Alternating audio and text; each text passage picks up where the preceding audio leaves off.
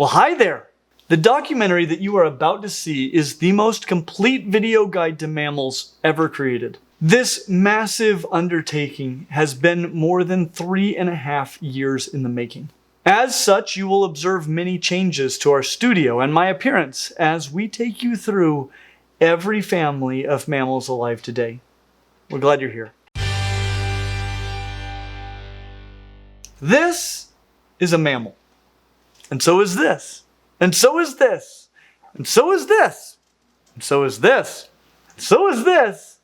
And so is this. Mammals are synapsid, as are animals like the Dimetrodons that came in many packs of plastic dinosaurs when at least I was growing up.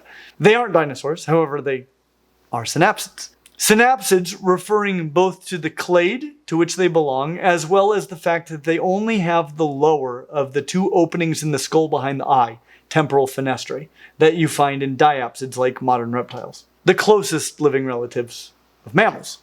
So they only have one temporal fenestra on each side of the skull. Knowing that it is the lower of the two fenestrae will help you differentiate them from the now extinct euryapsids, which only had the top hole. However, this alone is not enough to help you identify a mammal. Dwarf caiman, for example, have only the bottom fenestra, like mammals. The other has been secondarily lost. And the fossil record is full of non-mammalian synapsids, with Dimetrodon only being the most well-known.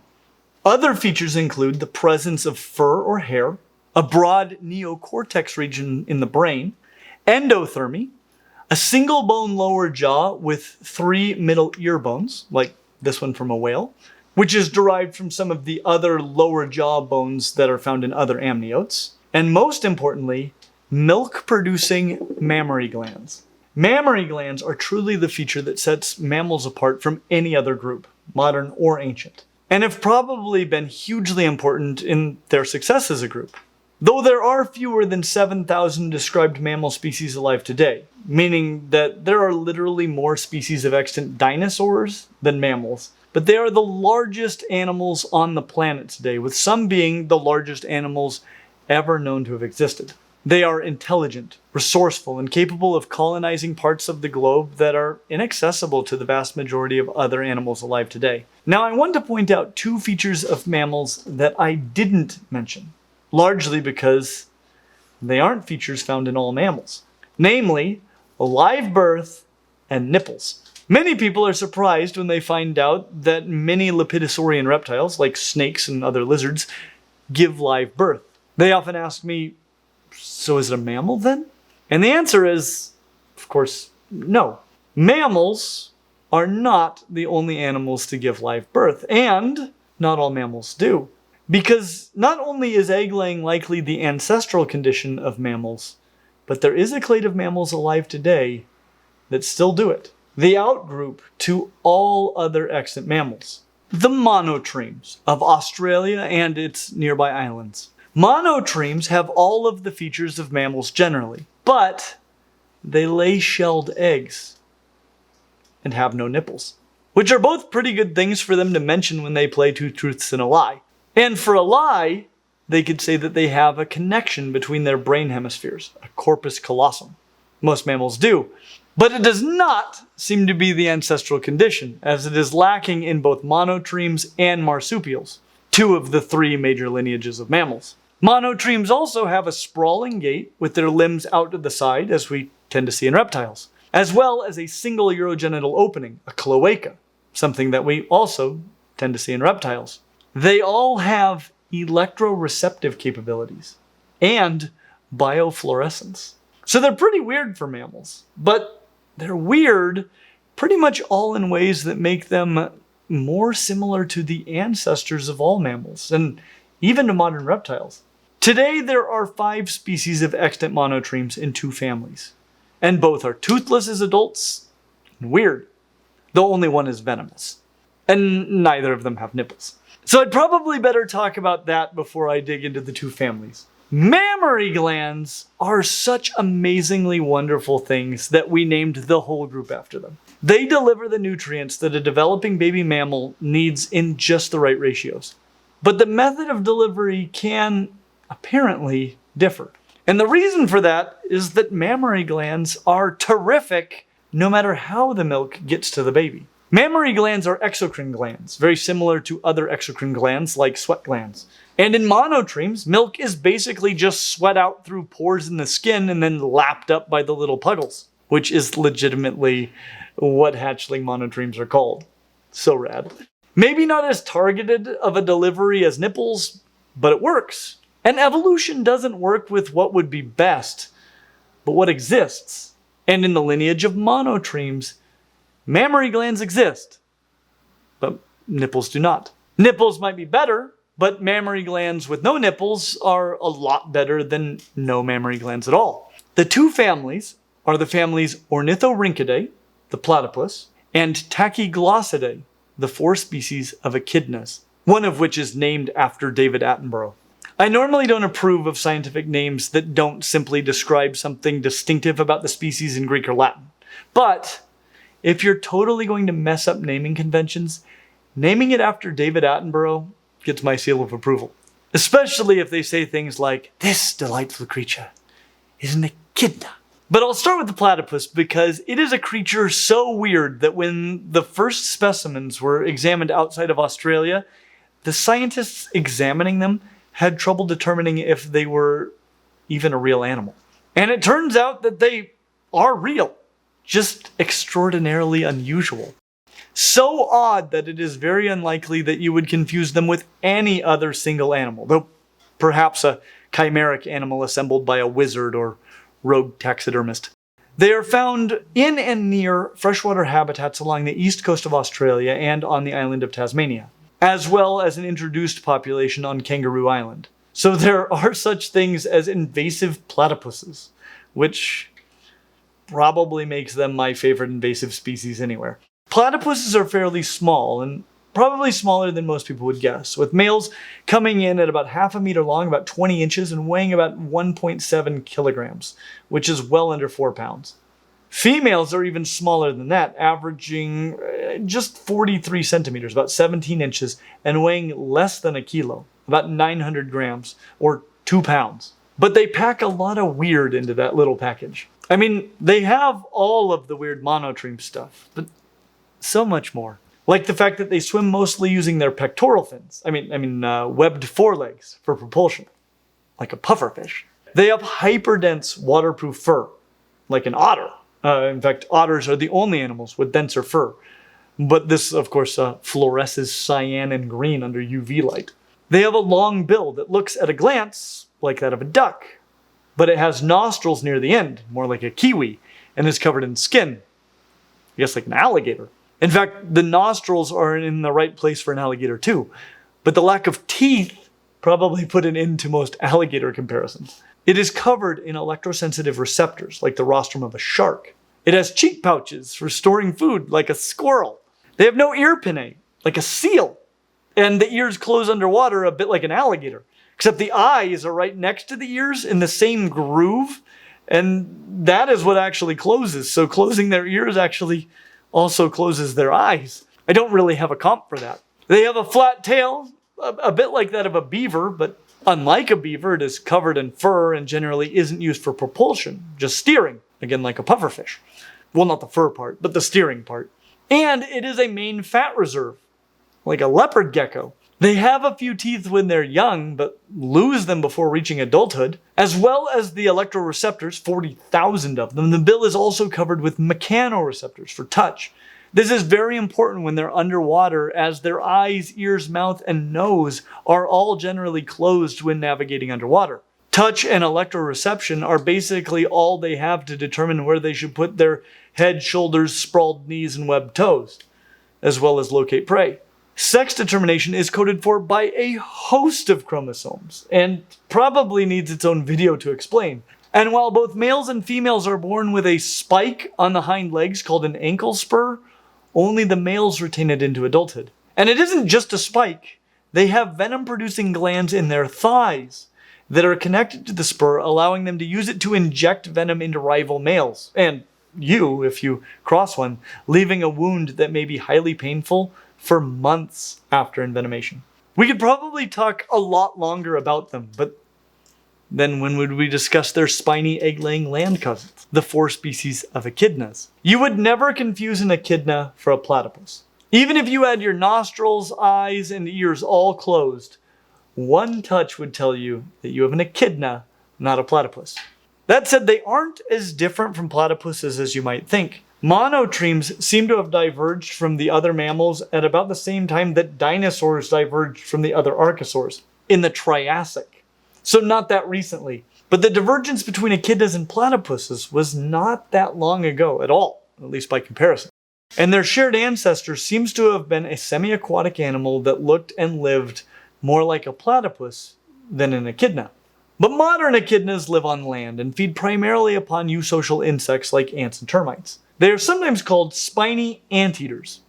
And all of that's true, but there are literally no mammals more distantly related to true anteaters than are echidnas. Whereas the range of platypuses is fairly small, echidnas are found all over Australia, its associated islands, and New Guinea. Not only is their range larger, but they are as well. Females can weigh about 10 pounds, 4.5 kilos, and males even more, about 6 kilos or 13 pounds. They are covered in thick, sharp, keratinous quills on top with softer undersides. In addition to the quills, males also have a spur, like that of male platypuses, but without the venom. They have a long, but this time skinny proboscis with a long tongue for catching prey, and again, no teeth as adults. Their proboscis has electroreceptors on it, but not nearly as many as platypuses, and located near the tip for locating their prey. And they have short, powerful limbs with big claws for digging rapidly in search of that prey. And females have a pouch in which they incubate their eggs, as well as house their little puggles.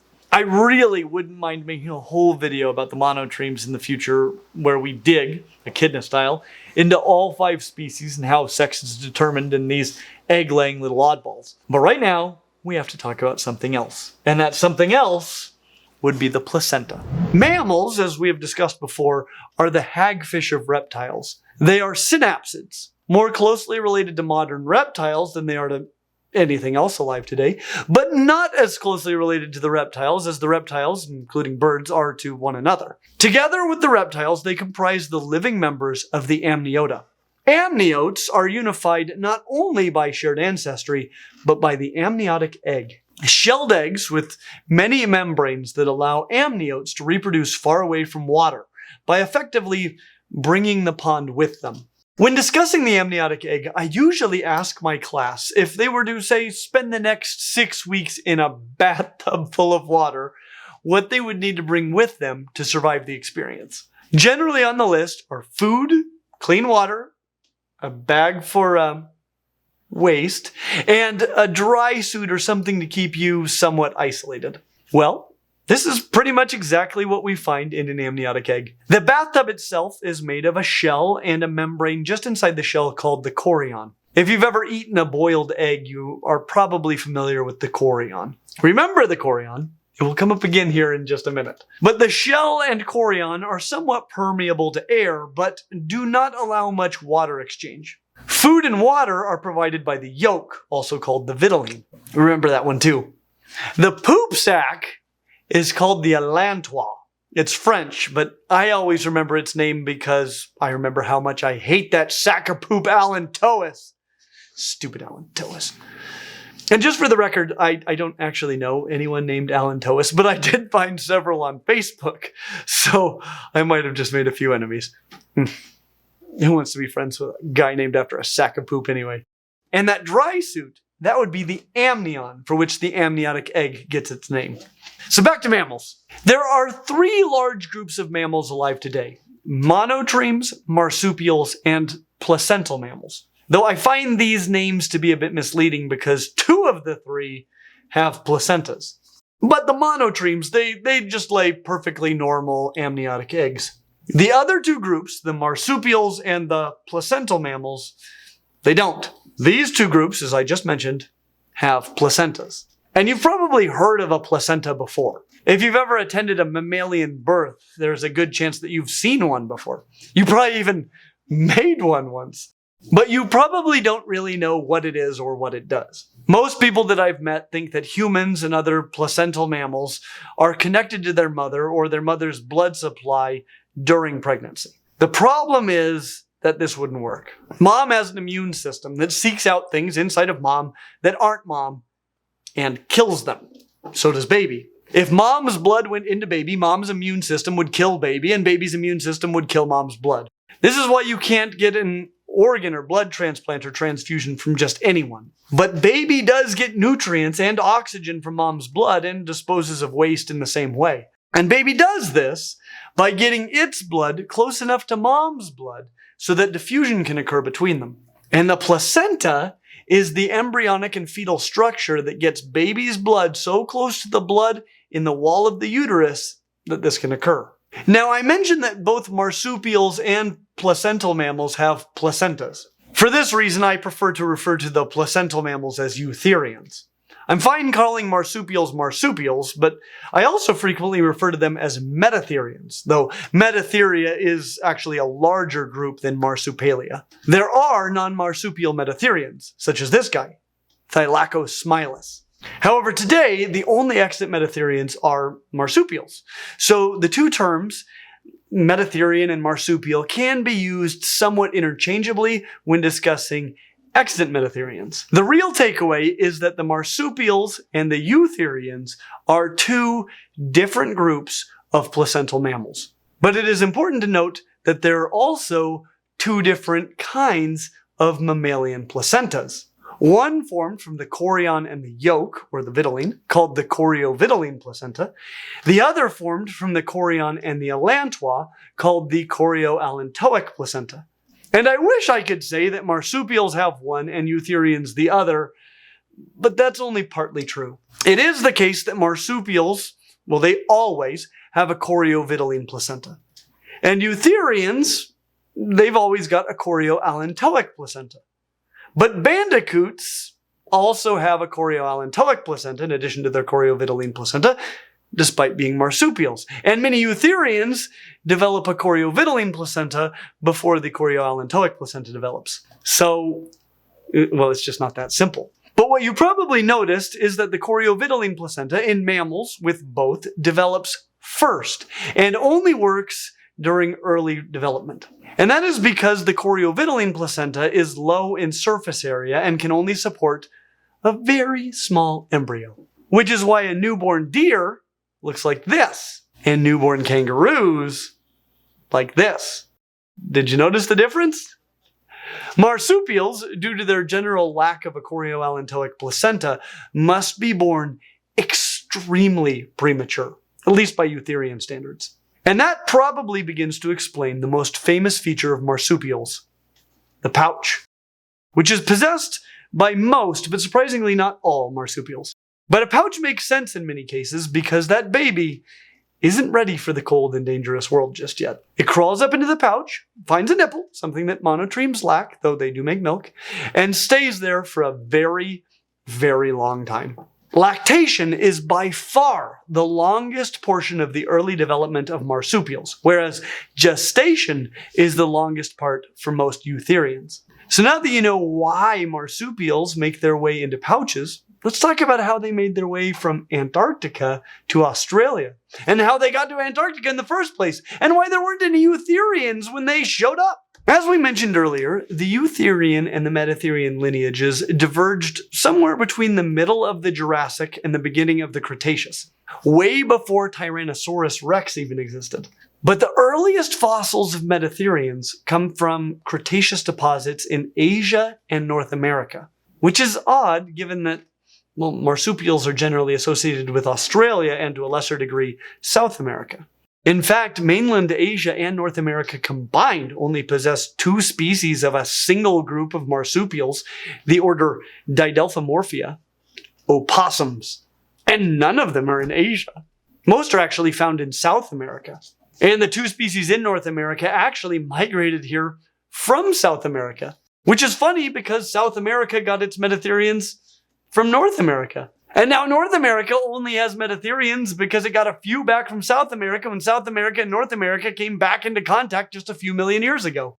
Opossums are the most distantly related group of marsupials alive today, in that all of the other marsupials are more closely related to one another than they are to the opossums. Opossums are not to be confused with possums, which are more closely related to all of the other marsupials than they are to opossums, and live on, well, the other side of the planet. While we only have one species in the United States, opossums are the most speciose marsupial lineage in the Americas, with around 93 described species. Though Virginia opossums are larger than most people would think, opossums generally are somewhat small, with the largest getting to be about the size of a house cat. Most of them spend some time on the ground and some time in trees, though there is a semi-aquatic water opossum, which is now one of my favorite creatures. Their feet are plantigrade, and many have prehensile tails, and both their feet and tails often have scutes. And their hind feet have an opposable kind of a toe thumb with no claw. They generally have long, skinny heads with large sagittal crests and buckets of teeth. 50 to be specific, with tricuspid molars. And they like to show them off when frightened, though they're very uninclined to bite.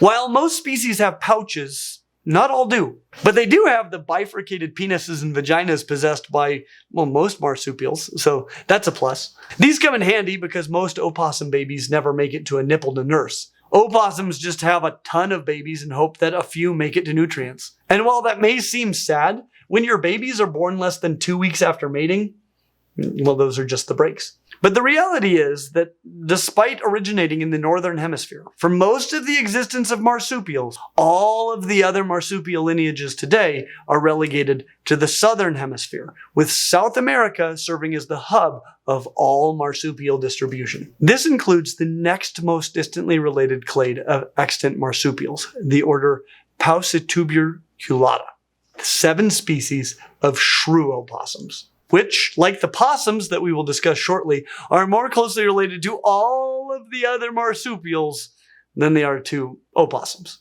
Meaning that shrew opossums are more closely related to possums than they are to opossums. So shrew opossum, it's a terrible name for them. Though they do look a lot like shrews. They have tiny eyes and skinny faces. And they fill the basic niche of shrews, as shrews were absent from South America until South America reconnected with North America about 3 million years ago, when the true opossums made their way up to North America, high-fiving shrews as they passed one another. But basically, if you're in the Andes Mountains and you find a creature that looks and acts like a shrew, but is a marsupial, it's not an opossum, but it is a shrew opossum. And that brings us to the last order of South American marsupials alive today. An order represented by a single extant species, the order Microbieutheria. Despite the fact that the one species, the monito del monte, is found in Chile and Argentina, all of its closest living relatives are not found in South America at all. They left. They are more closely related to the Australian marsupials than they are to any of the other extant American marsupials. The monito del monte, meaning little monkey of the mountain, really does seem like a pygmy marmoset and an opossum had a baby. They are arboreal with grabby little hands and feet, prehensile tails that are furred on top and naked below, dense fur with large eyes surrounded by dark rings, and 50 teeth, just like an opossum. Like I said earlier, their closest living relatives are not found on this side of the planet. They are simply the last surviving species in South America of a lineage, well, that colonized Australia. But you may have noticed that Australia is not very close to South America, and hasn't been for a very long time. You can't just walk from South America to Australia. However, before about 50 million years ago, you could walk from South America to another continent that we often forget about, Antarctica. Not only was it close, but it was a tropical paradise of sorts. And marsupials from South America were doing great down there. And Antarctica, which was previously connected to Australia as well as South America, was still very close to the land down under. It was actually just down under the land down under, to be more specific. Not close enough to just walk over, but close enough that colonization from Antarctica was not completely impossible. And it may have only happened one time.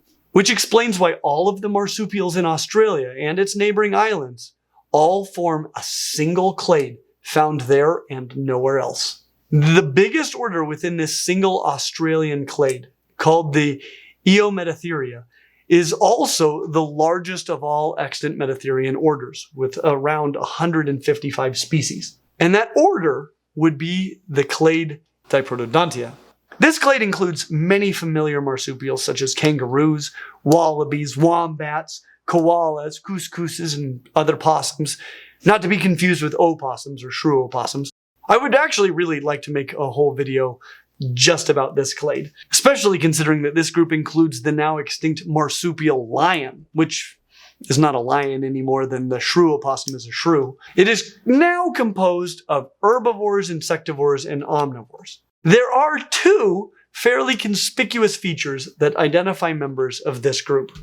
First, their teeth, and second, their weird toes. This group is called the Diprotodontia, meaning two front teeth. They don't have to want them for Christmas because the members of the Diprotodontia, well, they have them. They have diprotodont teeth, specifically their lower incisors. They have two, only two, and then a big diastema before the molars, similar to what you see in rodents. Most diprotodonts have more than two upper incisors, but those two lower incisors are a strong indicator that what you have is a member of Diprotodontia. But if you're still not sure, take a look at their toes. Not their front feet. Everything there looks pretty normal for a mammal. Take a look at their back feet. Now, the feet of a kangaroo are all kinds of weird looking. In some ways, they look like the feet of a paleognath bird, like, say, an emu or a cassowary, or other theropods like Tyrannosaurus rex or Velociraptor. But if you take a long, hard look at the innermost toe, the one that Dr. Grant would call the middle toe, you might notice something odd. It has two claws on it. And this isn't just the case for kangaroos either. It's all of the Diprotodontia. They've all got it. Two toes fused together down to the last digit, resulting in what appears to be one toe with two claws. Syndactyly. And this, combined with the diprotodont condition, will tell you that what you have is a true diprotodont. And this group comes the closest of any marsupial group to recolonizing the ancestral Metatherian homeland of mainland Asia. They make their way all the way up to the Selayer archipelago, which is pretty much as far south as most Asian taxa go, and as far north as most Australian taxa reach. And it is the only part of the world where marsupials are eaten by the best pet snakes in the world, reticulated pythons. The marsupial-eating superdwarf reticulated python of the Selayer archipelago. But there are still three major clades of Australian marsupials yet to be explored. These final three are all more closely related to one another than they are to anything that we've discussed to this point. And the clade most distantly related to the other two is the clade Notorietomorphia, the marsupial moles that we discussed in our video on Afrotheria. These, like the golden moles in the Afrotheria, are not moles. These are actually even more distantly related from the true moles than are the golden moles, which are more closely related to elephants than they are to moles. But these are marsupials, more closely related to the last two groups we have to cover than they are to anything else. But the two species of marsupial moles are, well, they're more closely related to kangaroos and even opossums than they are to true moles or golden moles, which are both eutherians. That said, the level of convergence is astonishing. If you are in Australia and you find what appears to be a mole, well, it isn't one. The two remaining clades are the two most closely related of any of the clades that we've discussed today. The smaller of these two groups will explain why we talked about both the teeth and the feet in Diprotodontia. And the larger of the two will allow us to talk about these and when we might see them again. So let's start small and work our way to cryptozoology and de-extinction. Peramelemorphia. These are your roughly 20 species of bilbies and bandicoots. You've probably heard of these before, but if you're not from Australia or New Guinea, you've probably never seen one outside of a video game. Well, this is a bilby, and this is a bandicoot. They look a lot like elephant shrews and rabbit-eared elephant shrews, respectively. But of course, they're not elephant shrews. Elephant shrews, like golden moles, are more closely related to elephants than they are to bilbies or bandicoots. Heck, they're even more closely related to actual shrews than they are to bilbies and bandicoots, and they're not very closely related to shrews at all. Because bilbies and bandicoots are not eutherians. They're marsupials, but you probably know that by now. But, like we mentioned earlier, the bandicoots have, in addition to the chorioviduline placenta found in all marsupials, a chorioallantoic placenta. But it is smaller than those found in most eutherians, and it lacks the chorionic villi. Chorionic villi are small projections that finger out and greatly increase the contact area between the placenta and the uterine wall. What this means is that while bandicoots seem to be walking a similar evolutionary line to the eutherians, they are still born comparatively underdeveloped. So it's a good thing that they have a pouch, like most other marsupials. Though the pouches of bandicoots and bilbies are backward-facing, similar to those of wombats or koalas. A convergence, as those are both diprotodonts. And the closest relatives to the bandicoots and bilbies are, in my opinion, one of the coolest groups of marsupials on the planet, the Dasyuromorphia. This group includes the well-known Tasmanian devil, which I had the pleasure to meet in the Australian Reptile Park in 2019 on my one day that I have spent in Australia in my life. It was a fantastic day. Thank you, Patreon. If you'd like to see more content from Australia, please consider supporting us on Patreon. But this group includes more than just the Tasmanian devil. It also includes some of the Tasmanian devil's closest relatives that are, well, not so well known, such as quolls, mulgaras, koaris, and many others. Not to mention numbats, which have to be one of the cutest animals on the planet. And though it is currently extinct, well, at least we think, the Tasmanian tiger, also known as the thylacine. About 72 species total. Dasyuromorphians are carnivorous and subsequently have many morphological convergences with eutherians in the order Carnivora. I would honestly love to spend a whole video talking about just this group, also the Carnivora. So let me know in the comments if you're into that kind of thing. But a lot of these look like smaller carnivorans, like wolverines, weasels, and cats, as well as a large number that look basically like carnivorous mice or rats. And one group that is striped like a tiger, but looks, or at least looked, like a dog, which interestingly may have been driven to extinction in Australia and New Guinea by the dingo itself, as well as the New Guinea counterpart to the dingo, the New Guinea singing dog, in addition to other factors. This would have happened just a little over 3,000 years ago, which is recently. Recently enough that we might be able to find enough DNA to bring them back, similar to what we discussed with the moas, elephant birds, and woolly mammoths. But there is a reason that we don't call these dog-like marsupials New Guinea or Australian tigers. Because there is a part of the range of the thylacine where dingoes and their caroling cousins were not introduced. Tasmania. Which is why it is often called the Tasmanian tiger or the Tasmanian wolf, despite being far more closely related to a koala than it is to tigers or wolves, which are both eutherians. Tragically, like wolves throughout much of their range, they were viewed as a threat to livestock in Tasmania, and a bounty was placed on them. It is difficult to hunt species to extinction, but large carnivores are an exception because they can never exist in high densities like herbivores can. And being a low-density, easy-to-spot animal on an island means there cannot be too many of them. The last thylacine verified to be alive died in a zoo in Tasmania in 1936. We have videos of these alive. This is less than 100 years ago.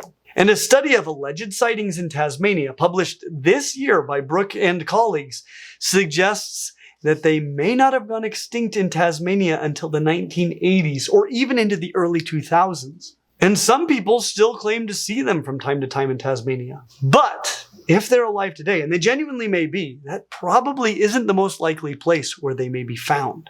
Heck, Australia is so large and much of it so remote that they could still be alive in Australia somewhere. But honestly, the place that is most likely, in my estimation, for them to still be alive today is in New Guinea. New Guinea is the second largest island in the world, but it only has about 15 million people. For comparison, Japan is half the size of New Guinea and has 125 million people. It is heavily forested, and much of the island is completely inaccessible except on foot. And reports of sightings of thylacines by villagers in the remote parts of the island are not uncommon at all. If there was ever a place where a large nocturnal land predator could go undetected by the scientific community, the remote jungles of New Guinea, those seem like the place. But that isn't the only hope for the thylacine. Let's say that all of the thylacines are extinct. Well, we have specimens that we collected less than 100 years ago. We've been able to successfully extract DNA from these specimens since 2002 and recently sequenced their entire genome. In other words, if we clone them, we wouldn't need to fill any sequence gaps with frog DNA or nothing. And just starting last year, a major effort is underway to clone the Tasmanian thylacine. So even if they're gone, and I have my doubts about that, they may be back very soon. So those are the marsupials, which bring us to our final clade of mammals, the eutherian mammals, which today are represented exclusively by the clade Placentalia, those of the chorioallantoic placenta. Eutheria being all mammals alive or extinct more closely related to placentalian mammals than they are to marsupials. And metatherians being all mammals alive or extinct more closely related to marsupials than they are to placentalian mammals. Due to the fact that the chorioallantoic placenta has considerably more surface area than does the chorioavitelline placenta, babies can become, as we discussed earlier, much larger before being born, meaning that there needs to be more space in the abdominal cavity of females, and the birth canal needs to be much larger. As such, placentalians have lost the epipubic bones of marsupials and monotremes that extend into the abdominal cavity, and have developed a much wider opening at the base of the pelvis.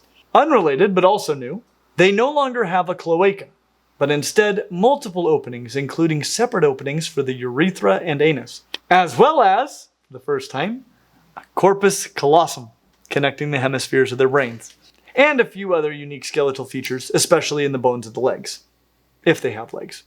Not all do. But they are a very unique and highly successful group containing over 80% of mammalian families. So I guess I'm saying that we're just getting started. And the placentalia itself is made up of two major clades, one with ewe and whales and the other with armadillos and manatees. Meaning, of course, that manatees and whales are as distantly related to one another as any two extant placentalians. And I think I'll start with the whale clade, because whales were the first mammalian clade that we ever discussed on this channel. Plus, it includes a lot of small groups that we've never discussed before, as well as the fact that it allows us to get to the pinnacle of creation a bit faster. And it will give us an extra strong appreciation for the ridiculous convergence that we will find in the Afrotheria when we get to them.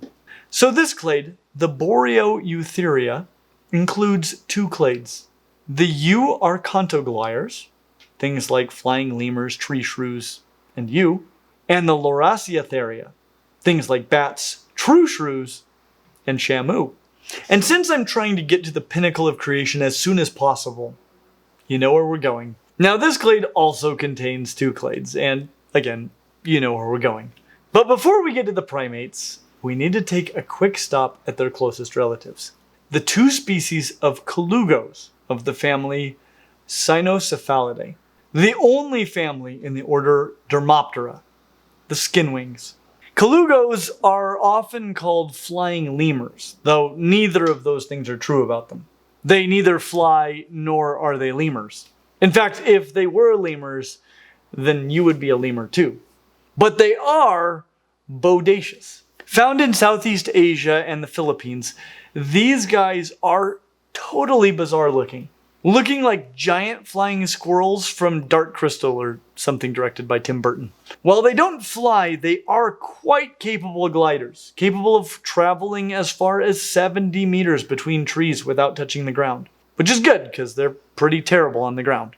And that is pretty far for an animal that is only 35 to 40 centimeters long, weighing just 1 to 2 kilos, under 4.5 pounds. This astounding gliding is possible because of a flap of skin called the patagium that connects their front legs and their back legs, and from their hind legs to the tip of their tail. They even have webbed feet. Basically, if there is something that can be connected by skin to increase surface area, Colugos have it. They even have a membrane that connects their thumbs, which are not opposable like they are in primates, to the sides of their heads. Their snout is really the only part of their body that isn't used to make a parachute. The snout that, along with their large forward-facing eyes, is probably what reminds some people of lemurs. But their non-opposable thumbs and claws instead of nails quickly give them away as not being lemurs. Unless not all lemurs are primates, in which case you'd be a lemur too. Since you are more closely related to true lemurs than true lemurs are to colugos. Lemurs are among the closest relatives of colugos, but the opposite is not true. Because true lemurs are primates. And as such, all of their closest relatives are primates.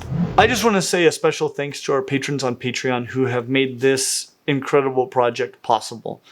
Obviously, we have a lot of really cool features for our patrons, but more than anything, I just appreciate the way that you guys stand behind us and allow us to create projects that would be otherwise unimaginable. So thank you. Primates can be identified by their relatively large brains, large forward-facing eyes, opposable digits on their hands and or feet, and nails as opposed to claws. The primates form two clades, the Haplorhini and the Strepsirrhini. And right here, I want to address a major misconception that many people have. The Haplorhini and the Strepsirrhini are both equally evolved. Because evolution only has one goal, the survival of genes. And since all individuals die, this means that the goal of organisms is to pass their genes on to future generations. Many individuals may not know that this is the goal, and they may not succeed at doing so. And the result of this is that the genes of individuals that stink at achieving this goal are not well represented in future generations. The genes that make it to future generations are disproportionately and non-randomly the genes that assist with that one goal. Though random forces can have an impact too, especially in small populations, or with respect to what mutations occur and when. But by and large, gene variants that increase the likelihood of an individual possessing them, achieving the goal of passing on its genes, become more prevalent over generations. Importantly, being a human is not the only way to achieve this goal. And the more similar you are to humans, the more directly you compete with them. What I'm saying is that other organisms are not failed attempts at becoming humans, nor is there a particular evolutionary pressure to become more like humans. If anything, the opposite is true. Humans are great at being humans, but they make lousy strepsirrhines. Strepsirrhines are identifiable by their wet noses, like those of a dog or a cat. Though Strepsirrhini means something like turned around nose or turned around nostrils, in reference to their comma-shaped nostrils. They also make their own vitamin C. Remember that. It's important. And not just because you need vitamin C, though you do, you scurvy dog. Which is an odd thing to call somebody because dogs make their own vitamin C. In fact, almost all mammals make their own vitamin C. Very few do not. But we'll talk more about them in a moment. So, like dogs, strepsirrhines make their own vitamin C and have wet noses, which greatly increases olfactory ability. And the strepsirrhine clade itself is divided into two large groups. The Lemuroidea, lemurs, endemic to Madagascar, and the Lorisoidea, the lorises and bush babies of Africa and Asia. Lemurs are such a rad group that they could definitely get their own video at some point. Now, lemur means ghost. There are around 100 species in Madagascar, 8 distinct families, ranging in size from about 30 grams, about 1/15 of a pound, to around 9 kilos, 20 pounds. That's now.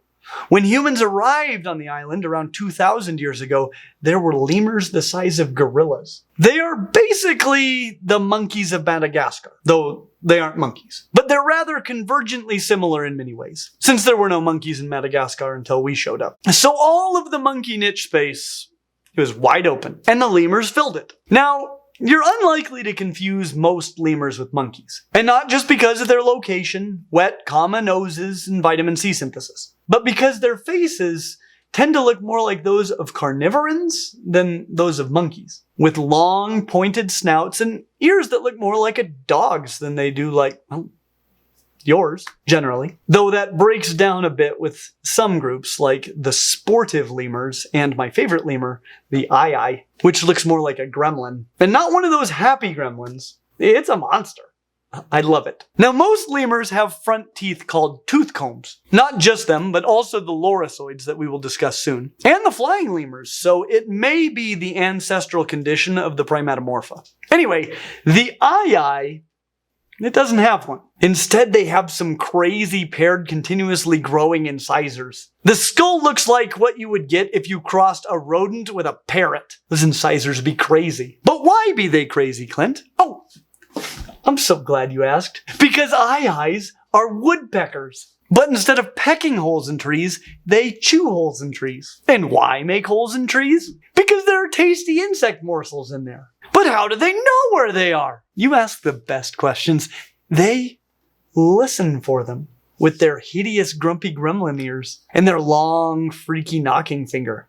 Look at that finger. It isn't really so much long as it is skinny and terrifying. And it is terrifying. That knock is one of the scariest sounds a grub could ever hear. That and Hakuna Matata. Once it has located a grub, it chews a small hole in the tree and then inserts the spider-leg death finger into the hole, hooks the disappointed larva within, and then hauls it out so that it can be masticated and ingested.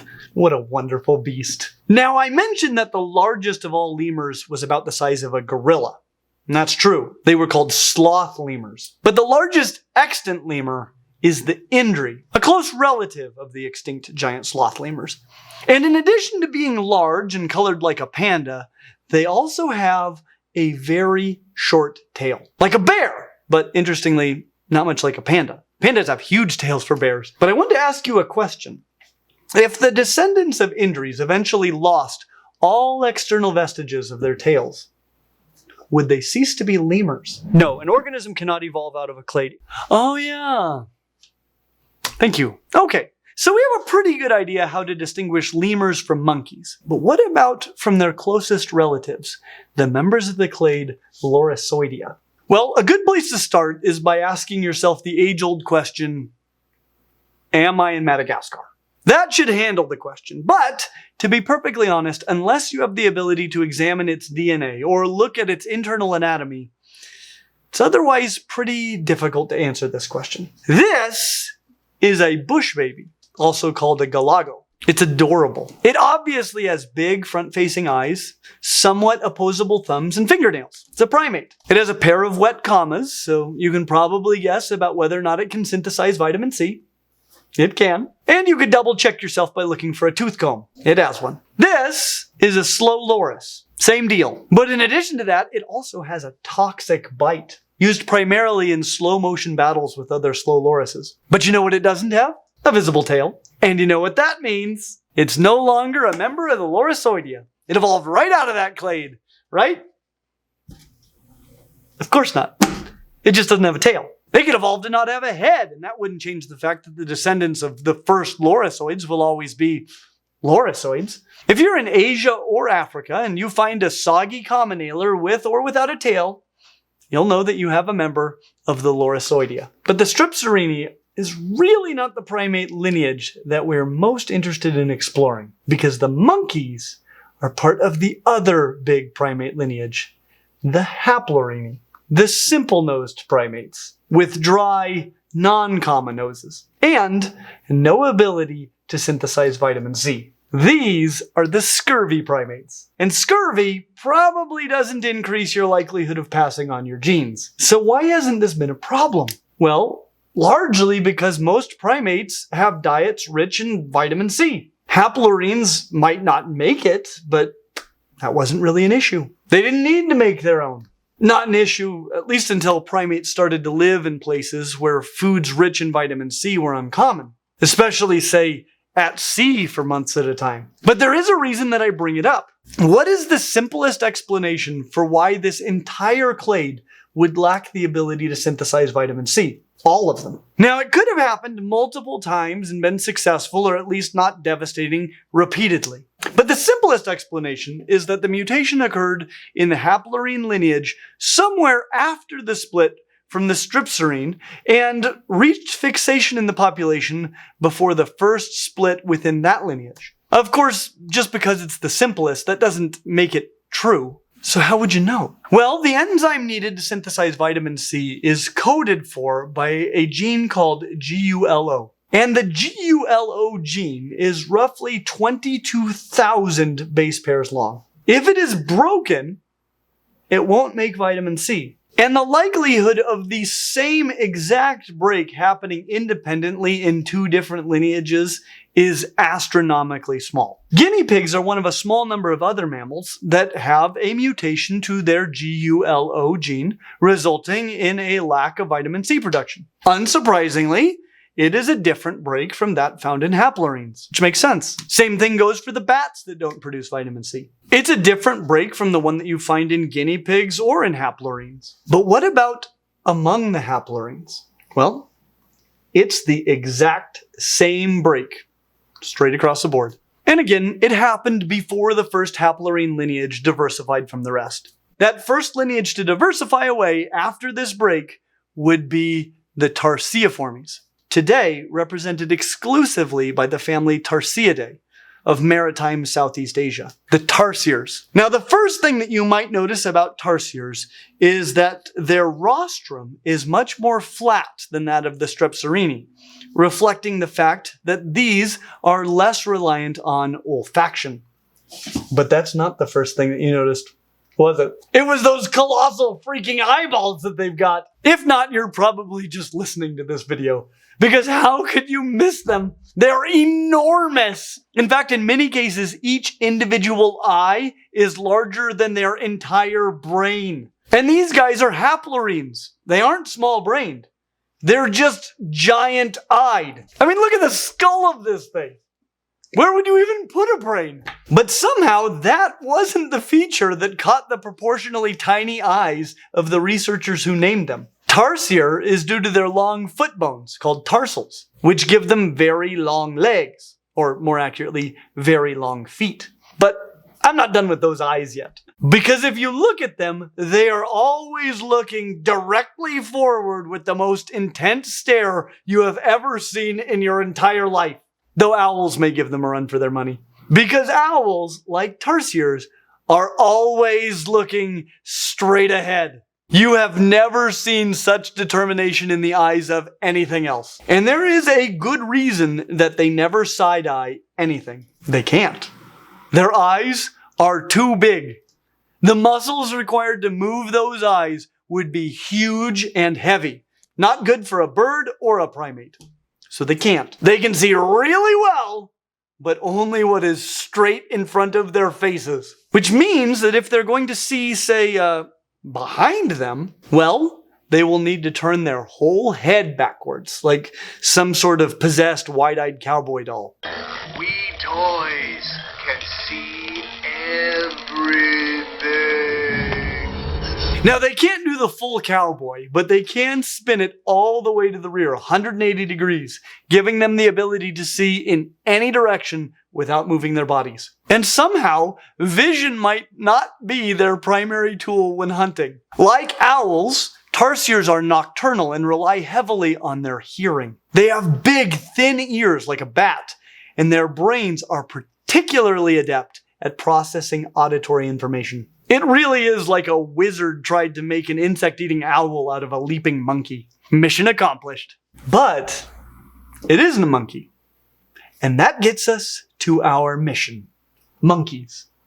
And, are you a monkey's uncle? Everything we have discussed so far can easily be excluded from the smallest clade that includes all of the monkeys. But now we are moving into the clade Simiiformes. And the group of Simiiformes least related to all of the others is a clade of monkeys.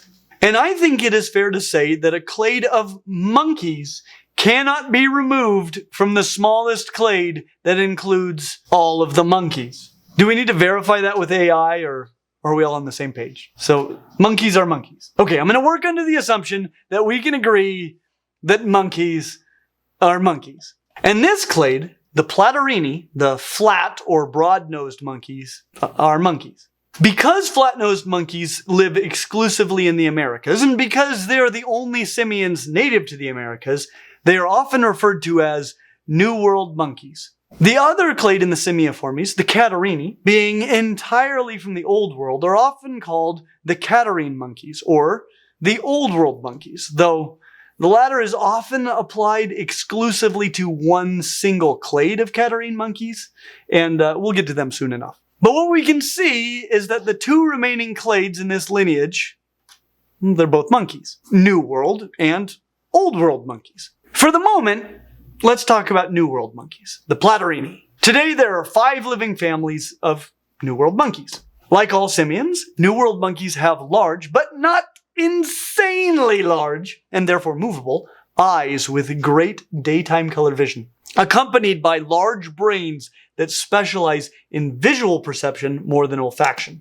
Interestingly, while both the New World and Old World monkeys have large brains, even for primates, they seem to have evolved those larger brains independently from one another, which isn't the case for their lack of ability to synthesize vitamin C. They both seem to have inherited that from the same haplorrhine ancestor. And I know that because, once again, all of the haplorhines look to have inherited it from the same common ancestor. And the last common ancestor of all haplorhines, as well as all of their descendants, so everything from that point until now, have all been haplorhines. And I know this because that's how monophyletic groups work. You probably get this, but I have encountered evolutionary biologists that seem to still struggle with this concept, so I'm just being really explicit. So what makes New World monkeys unique from Old World monkeys other than geography? Well, let's start with their noses. Their names both refer to their noses. New World monkeys are the Platyrrhini, the flat-nosed monkeys, and the Old World monkeys are the Catarrhini, the down-nosed monkeys. It really just has to do with the position of the nostrils. New World monkeys have side pipes, like a Dodge Viper, a Shelby Cobra, or a 427 Corvette. American cars, American monkeys. Not every American car has side pipes, but face it, you'd be shocked to see side pipes on a Ferrari, a BMW, or a Toyota. Know why? Because the Old World doesn't do side pipes. Old World monkeys point down. Well, unless they're snub-nosed monkeys that have the same plastic surgeon as Michael Jackson, and Skeletor, and He Who Shall Not Be Named, and Red Skull. Those last two are from the Old World. Really not sure if the first two are even from this world. Great dancing, though.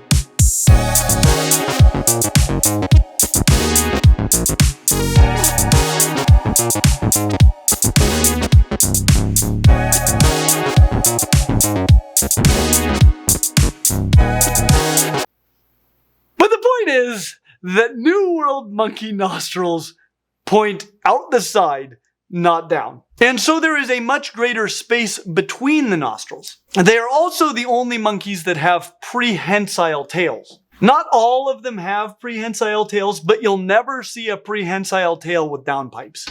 Prehensile tails have actually evolved 2 different times in New World monkeys, but never in the Old World. They also have 12 premolars instead of 8, but that can be difficult to count at the zoo. It would be fun to do a whole video just about this group. But right now, we're on a mission. And that mission will require us to dig into the down-nosed Old World monkeys of the Catarrhini. Now, you probably already know how to distinguish these guys. They have all of the attributes of other simians and can be distinguished from the New World monkeys by their nostrils that don't point out the sides, as well as the fact that they have 8 premolars. And they never have prehensile tails. Some don't have tails at all, which, as you know, means that they've evolved right out of the clade. No, an organism cannot evolve out of a clade. Oh yeah.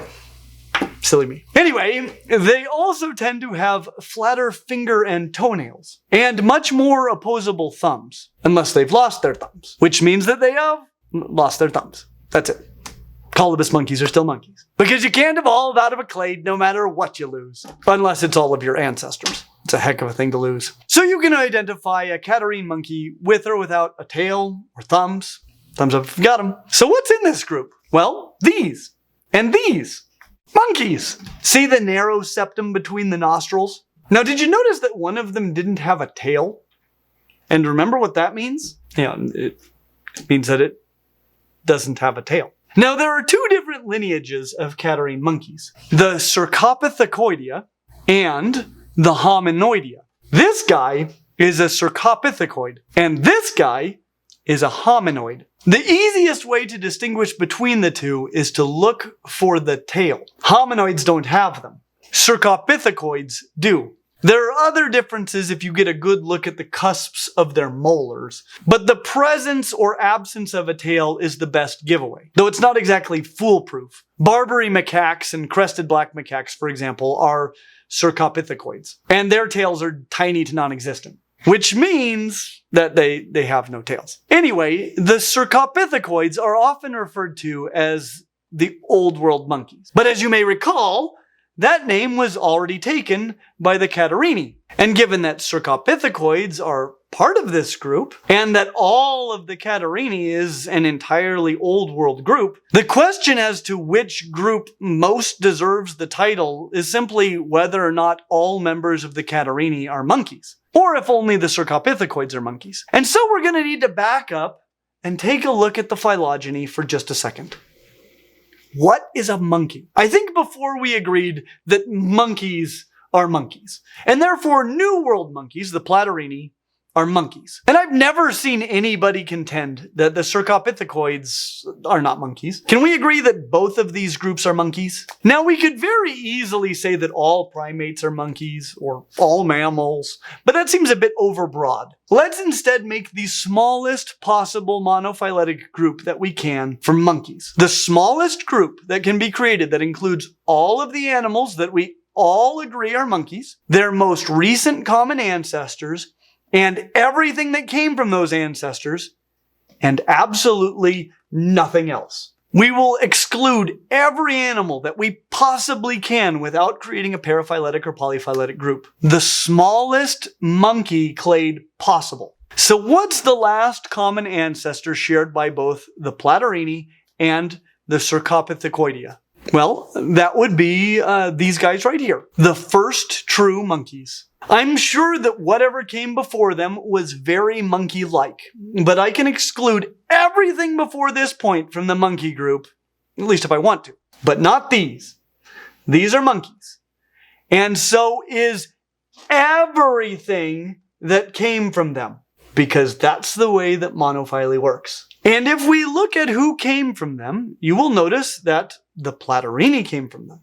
The Cercopithecus, they came from them. And so did the Hominoidea. I can't exclude the Hominoidea from the monkey clade because they share ancestors more recently with the Cercopithecus than the Cercopithecus do with the Platyrrhini. This means that while I could potentially justify excluding the Platyrrhini from the monkey clade, I cannot exclude the Hominoidea from any clade that includes both Platyrrhini and Cercopithecus.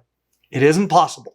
In a nutshell, the Cercopithecus are not the only Old World monkeys. They are just the only Old World monkeys with tails, even though not all of them have one. So that brings us to the tailless Old World monkeys, the Hominoidea, the man-like Old World monkeys. And what is so man-like about them?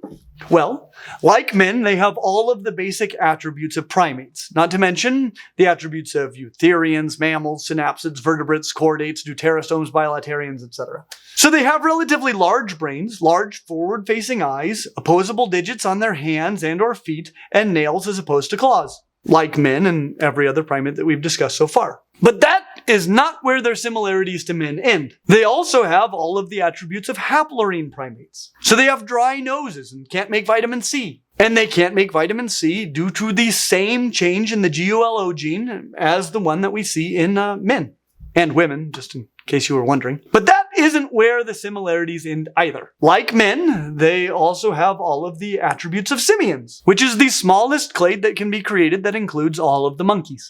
Attributes such as even larger brains that prioritize vision over olfaction and movable eyes with great color vision.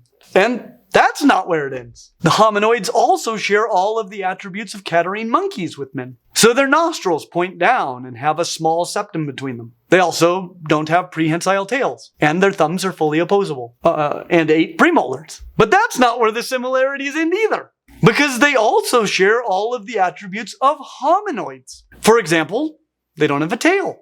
But more than that, they don't have a tail for the exact same reason. They all share the same insertion mutation to the TBXT gene that plays a big role in tail vertebrae formation. Do you think that's the same mutation that you see in tailless macaques? I don't think that analysis has been done just yet, but I'd be very surprised if it is. And that's not the full extent of the similarities between hominoids and men, just some of the most conspicuous ones. But plenty enough to help you identify a hominoid when you see one. And plenty enough to justify calling them man-like. So let's dig into these man-like monkeys, and let's start with the least man-like of the man-like monkeys, the Hylobatidae, the forest walkers, as opposed to the forest runners.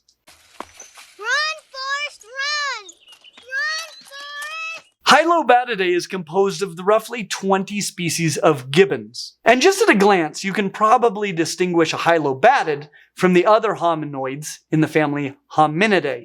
Hylobatids look much more like the monkeys that we've discussed so far. Just typical tailless catarrhine monkeys that aren't macaques. Macaques have a very distinctive face, in case you're struggling. They're smaller than the other hominoids, and they tend to be built more for swinging around in the trees than are the hominids.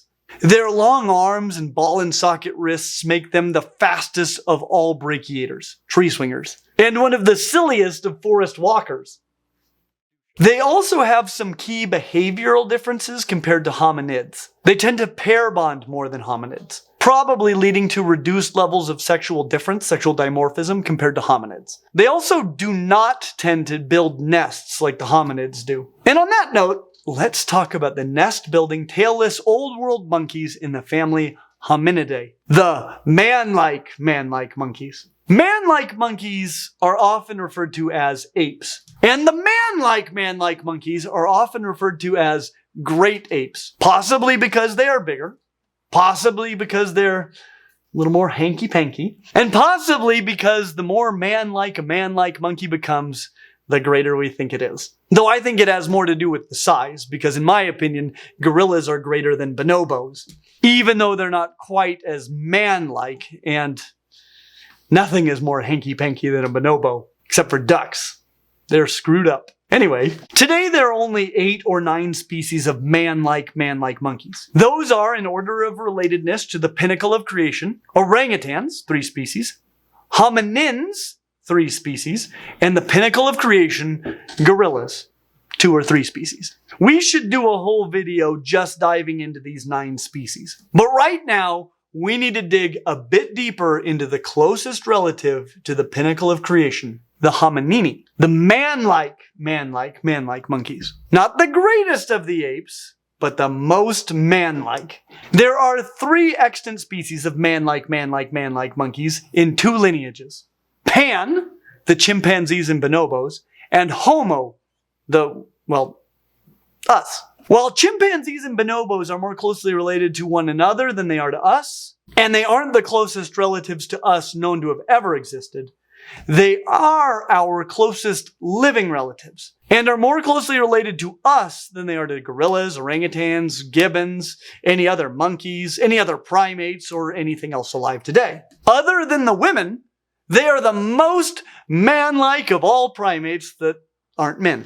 And the men, while tailless, are nonetheless still great apes, which are still apes, which are still catarrhine monkeys, which are still monkeys, which are still primates. Because that's the way that monophyly works.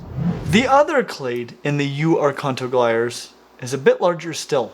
In fact, it is one of the largest of all mammalian clades. Probably the largest clade, except for those clades that include it. Though most of its members are relatively small. Not all though. But this creature is fairly small. It's a tree shrew, though not an actual shrew. We'll get to them soon enough. There are actually 20 species of them in 2 families. 19 of those species in the family Tupaidae, and the remaining species, the pen-tailed tree shrew, in the family Tylocercidae, which has a crazy cool tail that looks a bit like a big feather. More like if you tried to breed a rat tail with a feather pen.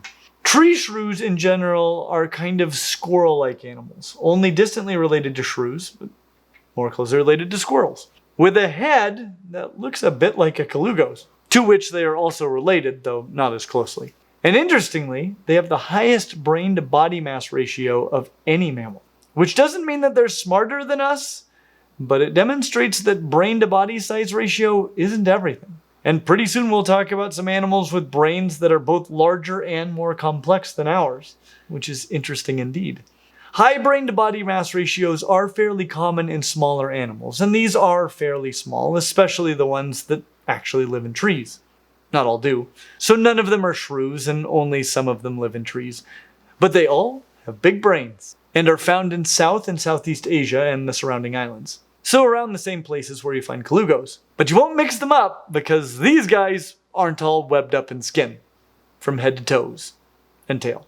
Their closest relatives include squirrels, but not just the squirrels. These guys aren't rodents. But rodents, and the closest relatives of rodents, the lagomorphs, are their closest relatives, which together form the clade gliers. And I'll confess, I was fairly deep into my degree in zoology before I discovered that lagomorphs are not rodents. This is the skull of a lagomorph, and at a glance it looks very much like the skull of a rodent. It has a conspicuous pair of ever-growing incisors, though without the orange coloration that is fairly common in most rodents, a gap called a diastema, and then some molars. A very familiar formula if you're familiar with rodent skulls like this one. But if you look behind, and I mean directly behind those ever-growing incisors, you will notice something that you won't see on a rodent. A second pair of tiny teeth, called peg teeth. Those are unique to the closest relatives of the rodents, the lagomorphs. The other things that set them apart are that their teeth grow continuously, not just the incisors. And they have fur on the bottom of their feet.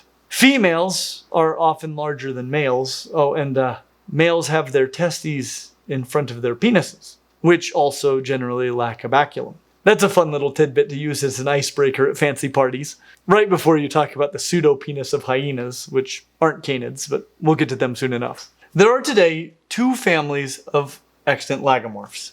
The 70 or more species of rabbits of the family Leporidae, including the 30 species of hares, which are nested right in with the other rabbits, just like tortoises with turtles or birds with the reptiles. Not like mammals with reptiles, more like snakes with reptiles. The other family being the more than 30 species of picas in the family Octodontidae. Rabbits are probably a pretty familiar group to most of us. Thanks in some cases to the help of humans, they're found pretty much everywhere that we are. They have big hopping legs, short tails, long ears, and the general attributes of lagomorphs. Picas, on the other hand, are more limited to cold climates, often higher altitude climates in North America and Eurasia. Their back legs aren't as long as those of rabbits, though their tails are still small, and their ears are more rounded. Again, with the host of typical lagomorph features like furry foot bottoms and penises thoughtfully tucked behind their testicles, though some do have a small baculum. Their closest relatives to all of the lagomorphs comprise the largest single clade of mammals on the planet, the rodents. This is a rat, and this is a rat. Of course, if both of those are actually rats, then so is this. And so are all of these. So it's probably just the case that kangaroo rats are not true rats. But if all of these are mice, then so are these. So let's start with things that are definitely mice. I mean, mice of the family Muridae, the true mice. The name Muridae comes from the Latin mus, meaning mouse. So if there is one family of mice on this planet, it's this one. Obviously, it contains the genus Mus, the truest of the true mice. Of course, even the subfamily of the true mice that contains the truest of the true mice, Murinae, also contains, well, gerbils and a whole bunch of things called rats, including the truest of the true rats, the genus Rattus. So rats, at least true rats, are mice. True mice, though not the truest of the true mice. And rats, as we will discover, are pretty much any rodent that you feel like calling a rat. But even true rats are mice, as are gerbils. And this is one of, if not the largest of all rodent families, with nearly 900 described species. And somewhat surprisingly, with those 900 species, there are no murids, no true mice, native to the Americas. They're native to Africa, Asia, Europe, and Australia, but are only introduced to the Americas. They're generally rather small, with the smallest, the African pygmy mouse, only reaching about 8 centimeters, with half of that just being tail. Though the northern Luzon giant cloud rat gets over 3/4 of a meter long and weighs over 2.5 kilos. That's considerably larger than a ferret or even some dogs. They're more than 200 times the size of a pygmy mouse. But let's be honest, they're still pretty small. Just enormous for a mouse. But if you had to fight the largest member of some mammalian clade in the Colosseum, and they wheeled in a giant cloud rat, you'd breathe out a pretty big sigh of relief. Just be thankful it wasn't a lagomorph. Well, that's no ordinary rabbit. That's the most foul, cruel, and bad-tempered rodent you ever set eyes on. Though rabbits, well, they're not rodents. He's got huge, sharp... he can leap about... Look at the bones! Okay, let's. This is the skull of a rodent. And this is a jackrabbit. It's not a rodent. Now, the most conspicuous similarity about both of these skulls is that they have a pair of huge, continuously growing, sharp incisors. In the case of the rodent, they have an orange covering on the outer edge that the jackrabbit lacks. But this covering is also absent in guinea pigs, and they are rodents. So that isn't what distinguishes rodents from their closest relatives, the lagomorphs. It's actually what's behind them. Not the diastema, they both have a large space between the incisors and the molars. But if you look behind the incisors of the jackrabbit, or any other lagomorph for that matter, you will notice that there's an extra pair of mini incisors hiding back there. These are called peg teeth, or pivot teeth. Also in lagomorphs, all of the other teeth grow continuously, not just the incisors like in rodents. And they have more cheek teeth than do rodents, these teeth over here. You can see that this rodent has only 4 cheek teeth on each side of the skull, top and bottom. And you can't see this from the skulls, but lagomorphs have fuzzy foot bottoms without pads, which is very different from what you see on a rodent. But I want to get back to murids, mice, like true rats and gerbils. Mice. In general, they have long, relatively thin bodies with long, scaled, not furred, tails, and pointed snouts. The pointy kitty took it. And long whiskers. Though there are exceptions to basically all of those rules. They have typical rodent dentition. On each side of the skull, they have 1 incisor, no canines or premolars, just a big diastema, and then 1 to 3 molars. So even fewer molars than this rodent, and way fewer than the lagomorph. But a while back, I saw a video about a rat that people train to find landmines. The African giant pouched rat. As someone who loves rats, and I do love rats, this was pretty much the greatest thing I had ever seen. I really want to spend some time with these amazing rats. Even though, as it turns out, they aren't rats at all. At least, they aren't true rats, or even close relatives of true rats. They aren't even true mice. They're a whole different family. The African family, Dinomyidae. In our video about the Afrotheria, as well as many other videos, we've discussed the unique biology of the animals on the former island continent of Africa, and its island neighbor, Madagascar. Well, it turns out that mice have a similar story to tell. Because while the murids were diversifying in Eurasia, the Dinomyids were following a similar path in Africa. And it makes some sense that they evolved so similarly, they are one another's closest relatives. So while they aren't true mice or true rats, they are isolated Africa's equivalent. The climbing mice, African rock mice, swamp mice, pouched rats, hamster rats, pouched mice, fat mice, short-tailed rats, tufted-tailed rats, big-footed mice, and white-tailed rats, among others. 68 total species. They fill the basic ecological niches of mice, rats, voles, and hamsters. And though they aren't really any of those things, we only know that because of genetic sequencing and a growing understanding of plate tectonics and history. The reality is fossils of tiny rodents are relatively uncommon. So these African and Malagasy rodents historically were just lumped in with whatever they most resembled. And they are the hagfish of true mice, so it would be possible to call them mice. But we would still need to understand that rat is just a word that means something like big mouse. It'd be fun to make a video about just this family in the future. And if anyone has a pouched rat, I need to make a video about those. Rats, true rats, are our current mammal champions after all. And these seem, at least at a glance, like they might be even better. So the families Muridae and Dinomyidae could together be considered the mice. But what about this creature?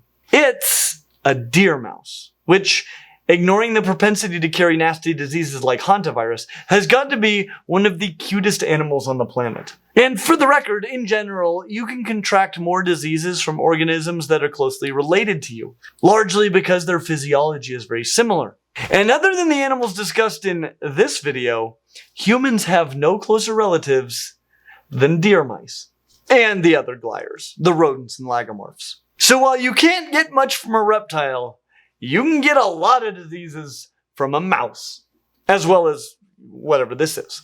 Because deer mice are not in the families Muridae or Dinomyidae. They aren't even from the right side of the planet to be from either of those families, because they are from the Americas. And nothing else that we have discussed so far has been native to the Americas. And though this family, the family Ctenodactylidae, originated in Eurasia, it is the only group that we have discussed so far to have made its way to the Americas without human assistance. And with nearly 900 species, it is in contention with the Muridae for being the largest family of rodents, and indeed mammals, in the world. Now, do you remember the African pygmy mouse that we mentioned a moment ago? Well, the Americas have their own pygmy mouse. That is, well, it's like the exact same size. And do you know what this New World pygmy mouse is not closely related to? The African pygmy mouse. Know what it is closely related to? This. And do you know what I always assumed that this creature was closely related to? This. Yeah, those aren't the same thing. Deer mice, New World pygmy mice, and this thing are all chrysetids. This thing, by the way, is a muskrat. It's obviously not a true rat, but it is closer to being a true rat than it is to being a true beaver. Though it is more closely related to beavers than are the mountain beavers. We'll get to beavers. But you have to admit, muskrats look like slightly smaller, round-tailed little beavers. But they're closer to being mice. In fact, if deer mice are mice, then they are mice. Big old water mice. And so are all of the other chrysetids. And everything else we've discussed so far. The family Ctenodactylidae obviously includes deer mice and muskrats, but also true hamsters, voles, lemmings, which don't actually do that whole cliff thing, and all of the New World rats and mice. And given that they make a monophyletic group with the other two mouse families, and rat is just a name for big mice, I'm fine with including them all under the title mice. But just know that deer mice are closer to being hamsters or muskrats than they are to being true mice. And unless you're doing molecular analysis, again, it will be hard to distinguish these from members of the other two families we've discussed. They have 3 molars, as far as I know, always, so that would help in some instances. And they are often brown with white bellies, so that can help. But not all of them have white bellies, and they aren't the only family with white-bellied or 3-molared representatives. In the year 1346, being in the Americas would be a good way to know that it wasn't either of the other two families. But you'd still be out of luck in the old world, and you wouldn't have YouTube or molecular phylogenetic analysis. Plus, there was the Black Death being carried by their European cousins. And you wouldn't even know that they were the cause. And if you claimed that you knew that it was from the rodents, you'd probably be burned at the stake. So, it's probably better now, even if you have a harder time distinguishing families of mice. This is definitely one of the best times in history to be a human, especially a phylogeneticist. But I do have some bad news, because the closest relatives of all of the mice that we've discussed so far are the family Calomyscidae, the mouse-like hamsters of the Middle East. Which would be fine if we were discussing hamsters, but they aren't hamsters at all. Hamsters are in the family Chrysetidae. Nothing in the families we have discussed so far is less related to hamsters than are the mouse-like hamsters, which are arguably mice. They're certainly mouse-form rodents, so hamster-like mice would work for me, but they aren't very hamster-like at all. If anything, they're gerbil-like mice. I guess they were once thought to be hamsters based on the shape of their molars, and that really shows why we need molecular phylogenetics. You can get so focused on the feature that you think is most important that you can ignore that basically nothing else about this family is hamster-like in the slightest. Not to mention that before genetic analysis we thought there was only one species. That said, there are still fewer than a dozen described species of gerbil-like mice alive today, so they're a bit of a living fossil. But they all look like fuzzy-tailed mice with hamsterish molars. And these four families together make up the clade Eumuroida, meaning true mice. So what we've discussed so far all fall into the clade true mice. And while the genus Mus might be the truest of the true mice, everything from gerbils to hamsters to true rats to a whole bunch of other things that we call rats to muskrats and mouse-like hamsters, which certifiably are not hamsters, but all of these things are true mice. But what about these? Or these? These are not part of the Eumuroida, but they are still part of the superfamily Muroidea, and that means mice. So while they aren't part of the genus Mus, the true mice, or the Eumuroida, which literally means true mice, we have at least two more families of mice, at least. And the mice most closely related to the four families of true mice are the mice of the family Spalacidae, from Eurasia and parts of Africa. The 37 species of zoochores, bamboo rats, blind, and African mole rats. And before we get too far, if you are like most animal nerds, you have probably heard of naked mole rats. They're super cool rodents. And they're from Africa. But guess what they're not? African mole rats. Though I would say that an argument can be made that African mole rats aren't true mole rats, and that naked mole rats may be true mole rats. But there isn't a rodent less related to African mole rats than naked mole rats. So naked mole rats from Africa aren't African mole rats. They aren't true rats. And while rat to this point generally means large mouse, they aren't that either. Though they are almost certainly the strangest of all mammals. So we will get to them, but not right now. Spalacids, unlike naked mole rats, are mice, though admittedly not true mice. They are primarily fossorial, meaning subterranean mice. And while we're on the subject of upsetting things, I told you that this group includes zoochores, bamboo rats, blind mole rats, and African mole rats. And one of these four groups digs with big front legs like a mole. Guess which one? Yep, not the mole rats. Why would a mole rat dig like a mole? It's the zoochores. So the most mole-like of all of the relatives of blind and African mole rats are, of course, not the blind or African mole rats. And they're also not related to actual mole rats. But there are some conspicuous similarities between most of the members of the Spalacidae and the true mole rats. And one of those similarities would be that, other than the mole-like zoochores, they tend to chew through the soil instead of claw their way through. This means that they use their incisors to dig, which could have some rather conspicuous downsides. I mean, if you bite through the soil all day, then you would end up with a big mouthful of soil. But they don't. Because like their extremely distant nude cousins, their incisors protrude out of their mouth, and they can bite while keeping their mouths closed. Hence, no dirt.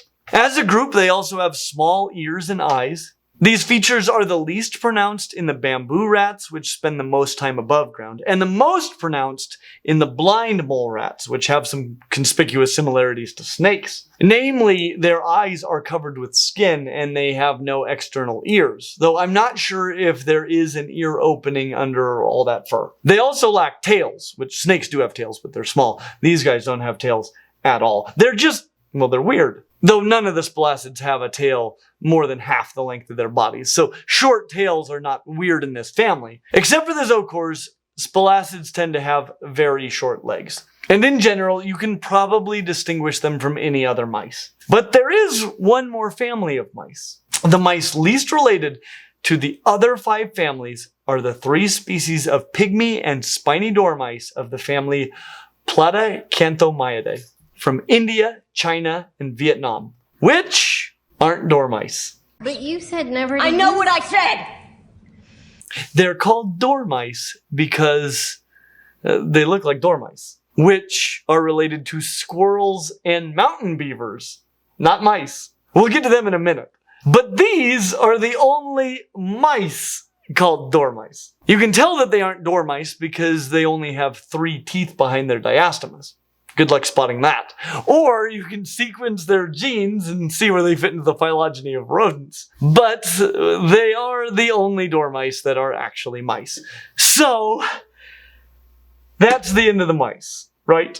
Well, the superfamily Moroidea is within a larger clade that includes 3 more families. Those other 3 families are in a single clade, a superfamily, called Dipodoidea, which is a word that has nothing to do with mice. So what are these families?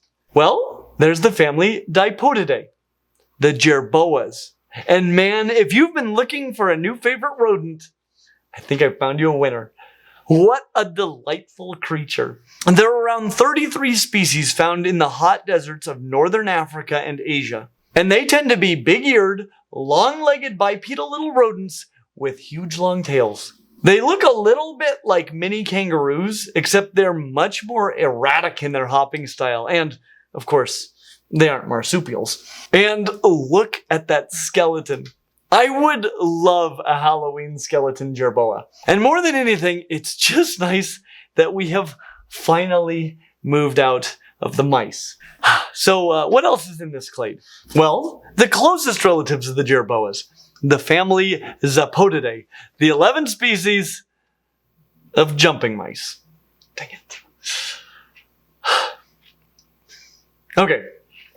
The 11 species of jumping mice of North America and China. A funny distribution that we discussed in our video about crocodilians, as you can also see this pattern with alligators and paddlefish and loads of other animals and plants. This pattern doesn't make much sense given how far apart North America and China are, but it actually makes a great deal of sense. Jumping mice really do look like mice, though they tend to have 4 cheek teeth, so that can be used to distinguish them from mice or other mice, depending on if we're considering these and jerboas to be mice as well. But like jerboas, they are fantastic jumpers. In fact, if you startle a jumping mouse, it is likely to leap up to about 3 meters in a single bound, which has got to be terrifying. So jerboas are most closely related to animals that look like mice and He can leap about 3 meters at a time. Jumping mice. But there is one more member of the clade. The family Sminthidae. The 19 or so species of birch mice. For crying out loud. Obviously, this video is already getting pretty long. There are almost 6,000 species of mammals, and about 40% of them are just rodents. So I knew that we might not cover all of them in one video, but I promised myself that I would at least get out of the mice. And while the 3 families in the Dipodoidea are the hagfish of mice, it's hard to make a case that they are clearly not mice. Even jerboas really are just bouncy stilt mice. So we can't end with the birch mice. But birch mice are in Europe and Asia. They look like mice. They might be mice, like the rest of the Dipodoidea. They're awesome jumpers and have long back legs just like their cousins. And now, I pray we are finished talking about mice. Because mice are great, but at some point, you want to talk about something that looks different from a mouse with regard to more than just longer jumping legs and an extra cheek tooth. You know what I mean? And I have great news. Because we have finally escaped from the clade Myomorpha, the mouse-form rodents.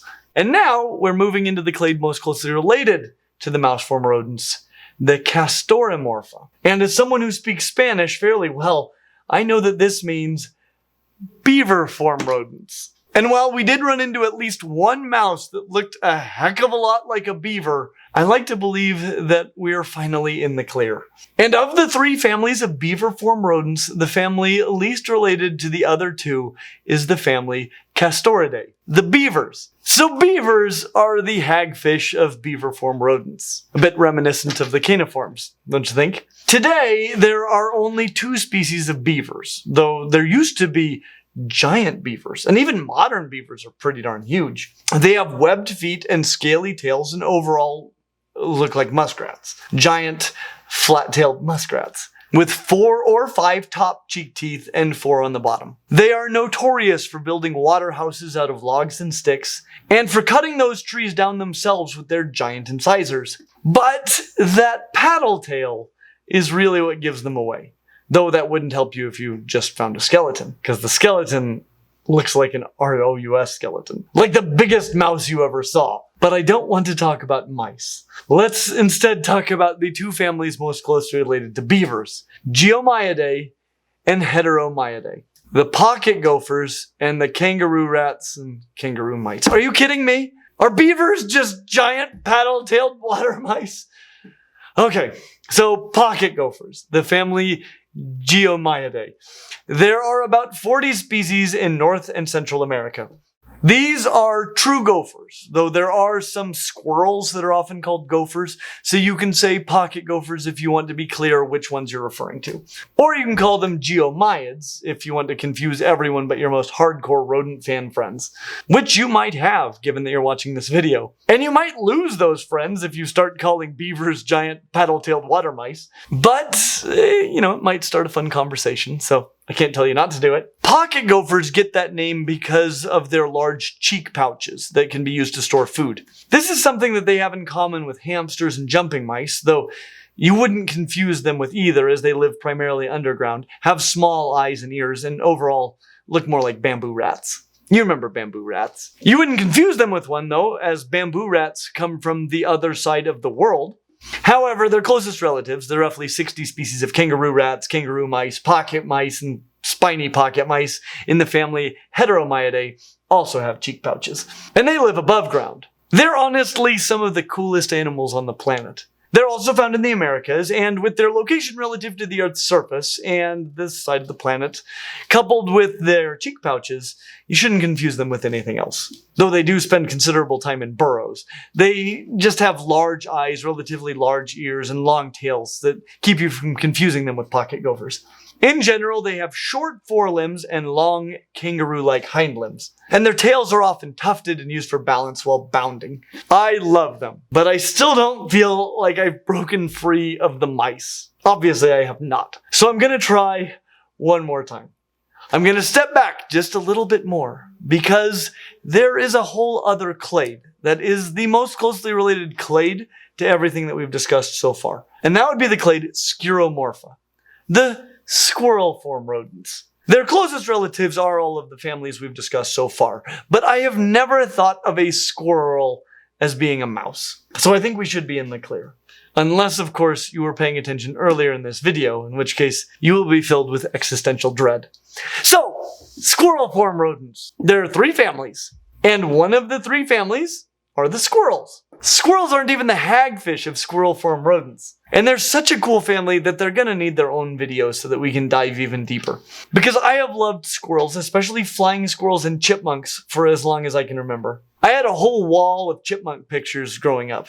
I love them. But the family Sciuridae also includes things like ground squirrels, prairie dogs, and marmots, which are the only live animals I saw in a classroom during my entire degree in zoology, which is quite lame. Somehow they found a way to suck all of the fun out of one of the coolest subjects on the planet. All I ever saw was a hibernating marmot, or as you now know them, giant squirrel popsicles. Squirrels are found in the Americas, Africa, Europe, and Asia, and thanks to humans, Australia as well. There are around 300 total species, which is why they need their own video, plus how much I love them. Their closest relatives are the single species of mountain beavers of the family Aplodontidae from western North America, mostly just the west coast. A species as poorly named as Rocky Mountain oysters, which is particularly ironic since They don't have a scrotum. But I don't know who was walking around on the West Coast, saw an animal that looked like a pocket gopher and went, "Is that a beaver?" I mean, it has tiny eyes and ears and a tiny little tail. They're not big. Whoever it was must have only known about one rodent. But they aren't beavers. Nobody would mistake one for a beaver, and they aren't closely related to beavers either. They're the hagfish of squirrels. And other than squirrels, their closest relatives are these. The family Gliridae. The 33 or so species of, and you better brace yourself if you forgot what I said earlier, dormice. These are the true dormice of Africa, Asia, and Europe. Which means that we still aren't out of the mice. But I don't buy it. I mean, their closest relatives are squirrels and the world's least beaverly false beaver. And they look like their closest relatives are squirrels. If anything, they look like possums, not to be confused with opossums. Just because they're small, that doesn't mean they're mice. So, I say we've done it. We're free. And we're not quite done with the rodents. We still have another amazing, huge, diverse clade to cover. The clade Hystricomorpha, which could be called the rodents that definitely aren't mice. But this clade includes some really awesome things, like this, and this, and this. So I'm pretty excited to get to talk with you about all of them. I will start by saying that there is a lot of work to be done with regards to the phylogenetics of this group. So it has taken me many months to create a phylogeny that I feel comfortable sharing with you. This is the best I can do. That said, this first group is a nightmare, not only for me, but for phylogeneticists in general. They have a lot of similarities to members of the mouse clade that we discussed last time, as well as to members of this clade, and their position often changes. But it seems that this clade, the Peramelemorphia, belongs here, closer to capybaras than to true mice. The thing is that not only is the placement of this clade debatable, but also whether or not all three families in this clade actually belong together. It's a train wreck. So I'm going to start with them. And you know that they're clearly rodents, but after that, just know that we don't have much certainty where they belong. But the good news is that they're stinking rad. I love these guys. And they are the African families Pedetidae, the spring hares, Anomaluridae, the scaly-tailed flying squirrels that aren't squirrels, nor do they fly. They're also called flying mice, though if this is where they fit, they aren't mice either, and they still don't fly, but we'll get to that. And the Zencarelidae, the Cameroon scaly-tail. Of the three, the one that seems to be most distantly related to the other two are the spring hares of the family Pedetidae. But go ahead and take that with a Spinosaurus-sized grain of salt. But wherever they go phylogenetically, spring hares are amazing. They are totally Africa's response to kangaroos. Though I can say with great confidence that spring hares are not closely related to kangaroos or wallabies, nor are they very closely related to actual hares, which are not rodents at all, but being lagomorphs, at least are much more closely related to spring hares than are any marsupials. But just look at them. They're wonderful. Today, the family is represented by just two species, the East African spring hare and the South African spring hare. In general, spring hares are nocturnal little herbivores with long ears, bushy tails, and big hopping legs. They spend the day down in burrows, so nighttime is really the only good time to see one. And they fluoresce under UV light like scorpions, so you could potentially go blacklighting for them if you're ever in South or East Africa in the night looking for one of the coolest rodents anywhere on the planet. I'm a little bummed that I didn't see one on my recent trip to South Africa. Of course, I did see some pretty insane stuff, so I really can't complain. We'll have some videos about that very soon. It was nuts. I have to go back to Africa someday, if for no other reason than to see these. The only extant member of the family Zencarelidae, the Cameroon scaly-tail, also called the flightless scaly-tail squirrel, which is not a squirrel. We have some confusion about where these guys go, but I don't think anybody thinks that they're squirrels. And unless you're talking about bats, it's safe to assume that if you're talking about a mammal, any mammal, then it doesn't fly. But you will be able to see why they added the clarification when we discuss their closest relatives. So this is a flightless mammal that isn't a squirrel, but looks enough like one that they are sometimes called squirrels, and yet simultaneously have a scaly tail, which is something that I associate with rats much more than squirrels. So how can it have a squirrel tail and a rat tail at the same time? Like this. It says, hey, let's have a tail. And we'll have it start out looking like a rat tail, but less than a third of the way down, let's have it turn into a big bushy squirrel-like tail. That's how. The bottom of the unfluffy region of the tail is not only unfluffy, but also covered in scales that seem to help give scaly tails extra grip on the trees. This footage of scaly tails in the wild is somewhat remarkable, as the scientific community recently went 20 years without describing a new specimen. There are only 14 in museums, period, and no documented observations of them alive in the scientific literature.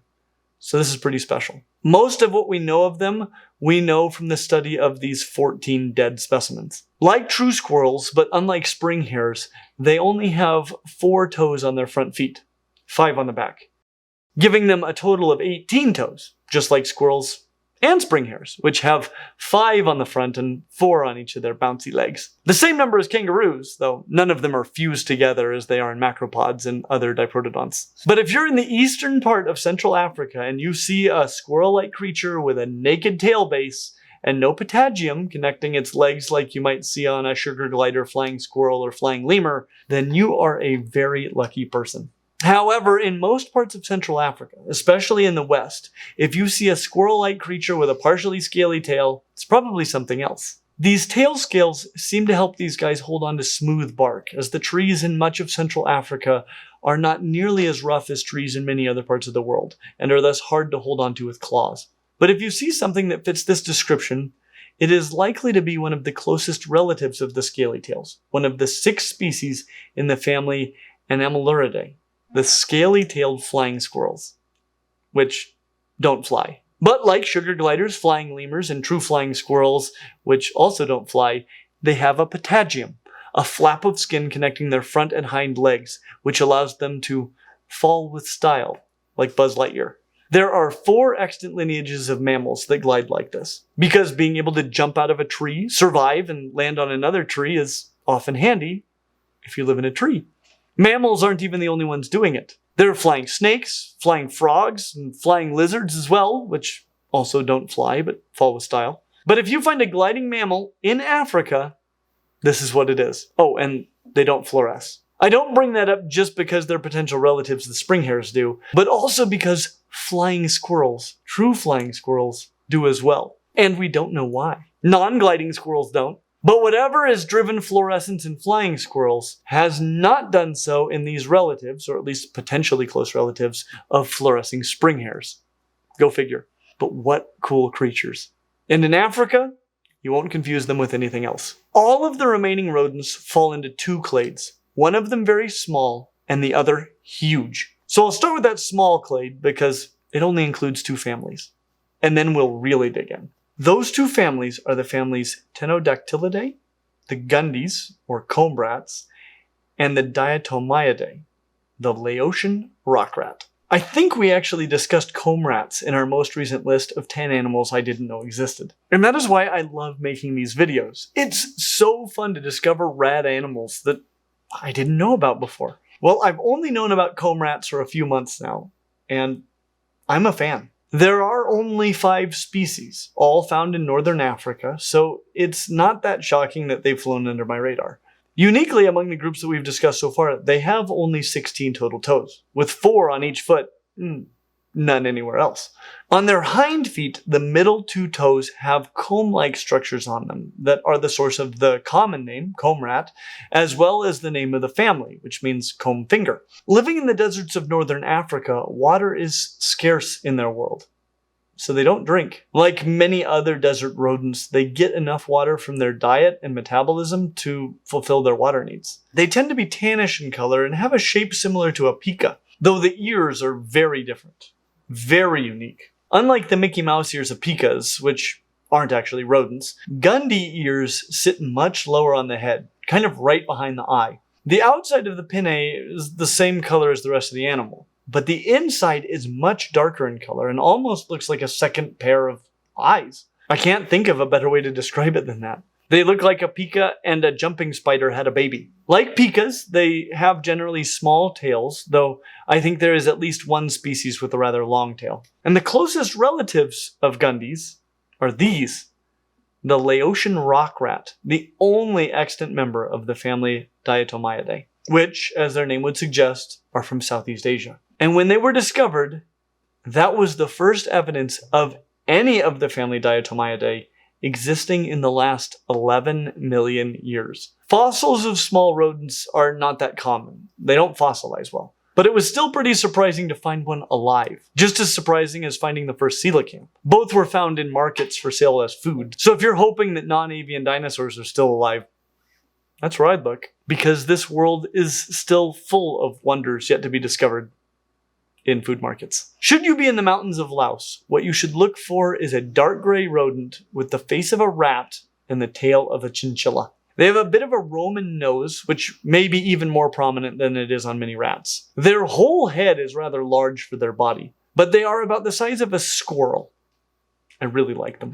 And that gets us to the meat and potatoes of the remaining rodents, all of which fall into two main clades. And again, one is much larger than the other. So we will start small, though this clade has as many families as the two that we have discussed so far today combined. And that clade is called the Pleomorpha, which I know is one of the clades that I have been most excited to talk about, at least since we discussed blind mole rats. Pleomorpha, as with all the other groups that we've discussed in this lineage, is primarily African. As we discussed in our video on the Afrotheria, Africa was, until not that long ago, an island. As such, it has a considerable number of unique species on it. Even many that are morphologically similar to very distantly related groups that fill similar ecological roles in other parts of the world. And of all the Pleomorphs, the family that appears to be the most distantly related to the others is the family Hystricidae, the 11 species of Old World porcupines. Not to be confused with the porcupines of the New World. Those aren't even in this African clade. Remember what I said about convergent evolution being a big thing in Africa. Well, it turns out that being a pointy rodent makes a lot of sense. It can be dangerous being a rodent. And the world is a lot less dangerous if you're spiky as heck. At least for you. Obviously, not for your enemies. And don't worry, we will get to the American porcupines soon enough. Just not in this clade. Africa, no longer being an island, is no longer the sole home of these Old World porcupines. They are now found up into Asia and Europe and have even made their way to the island of Flores, which means that Komodo dragons have probably wound up on the wrong side of one of these porcupines. I am, by training, an evolutionary ecologist. I study specifically life history evolution. And I can tell you that the life history of Old World porcupines clearly demonstrates that having pointed hairs of pain is working really well for them. Because they have a very different life history from that of most rodents. And different in a way that suggests that not much kills them. Because most rodents hit maturity very quickly and have a lot of small offspring. Both of these are signs of organisms in which being killed by a predator is very likely for both juveniles and adults. Well, Old World porcupines generally don't become adults until they're about 2 years old.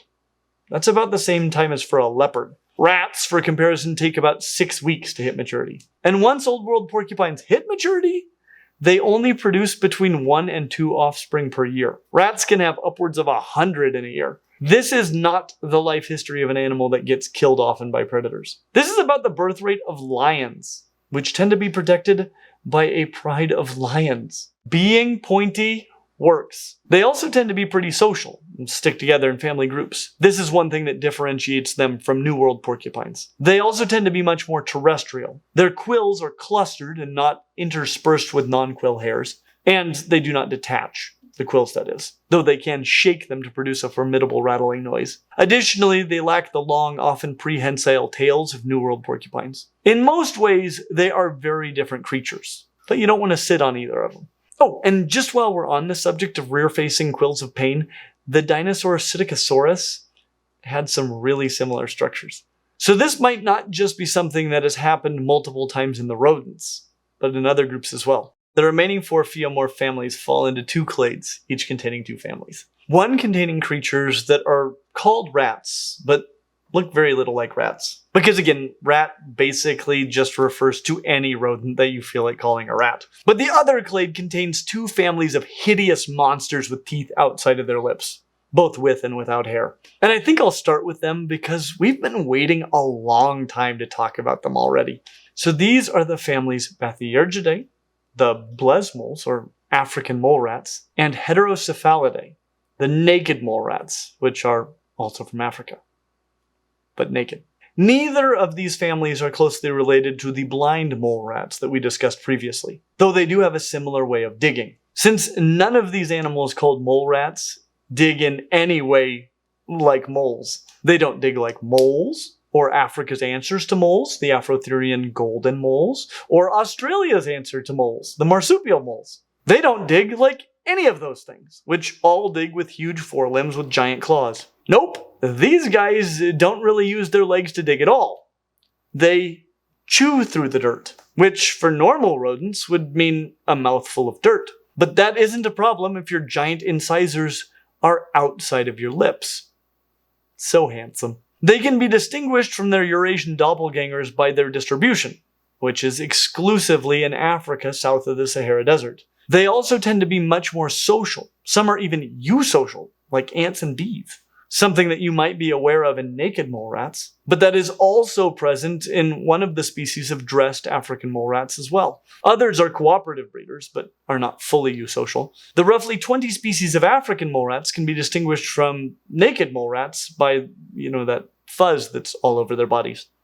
You know the stuff. I would definitely enjoy making a video about just these 2 families in the future, but we still have a lot of ground to cover, like the final 2 Pheomorph families, which appear to be one another's closest living relatives. These would be the families Petromuridae, the dassy rat, and the 2 species of cane rats in the family Thryonomyidae. Now, dassy rat is Afrikaans, at least dassy is, and it means hyrax, which is funny because I was just in South Africa where they speak Afrikaans and where they have both dassy rats and hyraxes. In fact, I saw a bunch of hyraxes up close, which was pretty exciting. Hyraxes are the closest extant terrestrial relatives to elephants.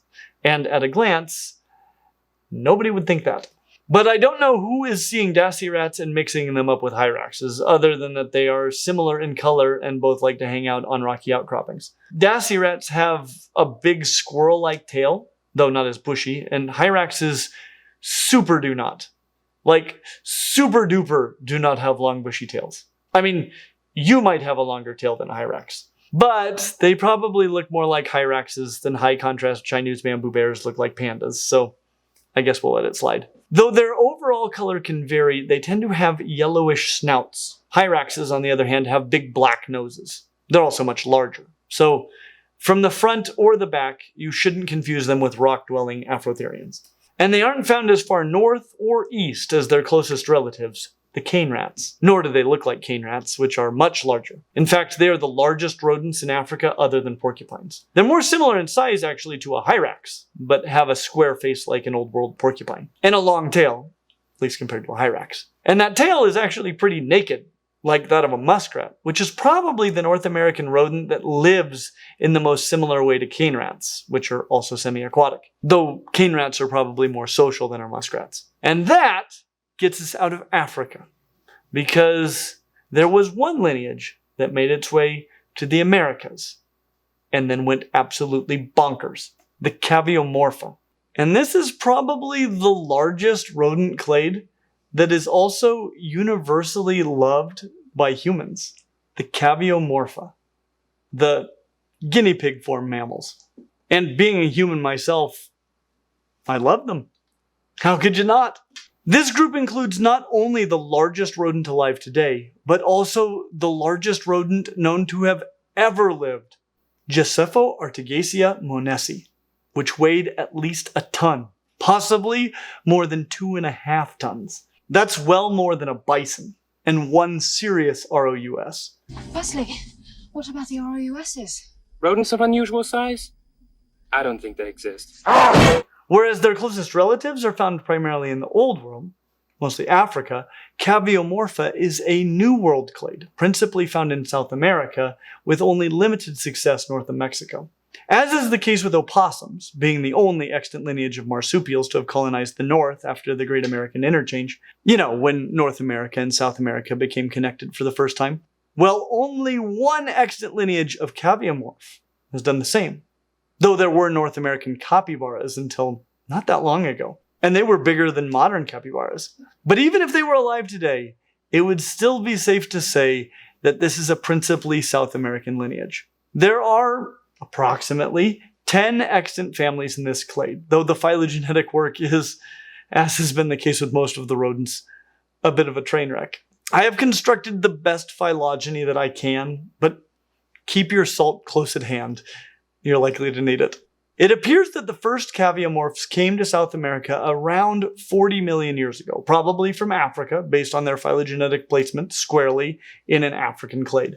After arriving, they quickly radiated, and most of the families that exist today were present by about 30 million years ago. This type of rapid radiation following an introduction is not all that uncommon, as many niches are likely available. All of these 10 or so families fall into two large clades, one with 4 families and the other with 6. And since the smaller of the two clades includes actual guinea pigs, and this is the guinea pig form rodent clade, I think it's appropriate to start there. Not to mention the fact that you have waited long enough to talk about New World porcupines, and they're in this clade as well. Much more closely related to guinea pigs than they are to Old World porcupines, but still the family most distantly related to the other 3, which together form a clade called the Caviidae.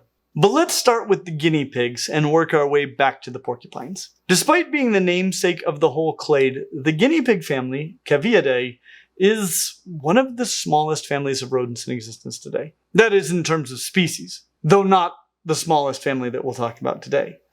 And when I say small, I mean this in terms of the number of species. There are only 19, not in terms of actual size. The largest living rodent on the planet is one of those 19. One of the 2 extant species of capybaras, which can weigh over 90 kilos, more than 200 pounds.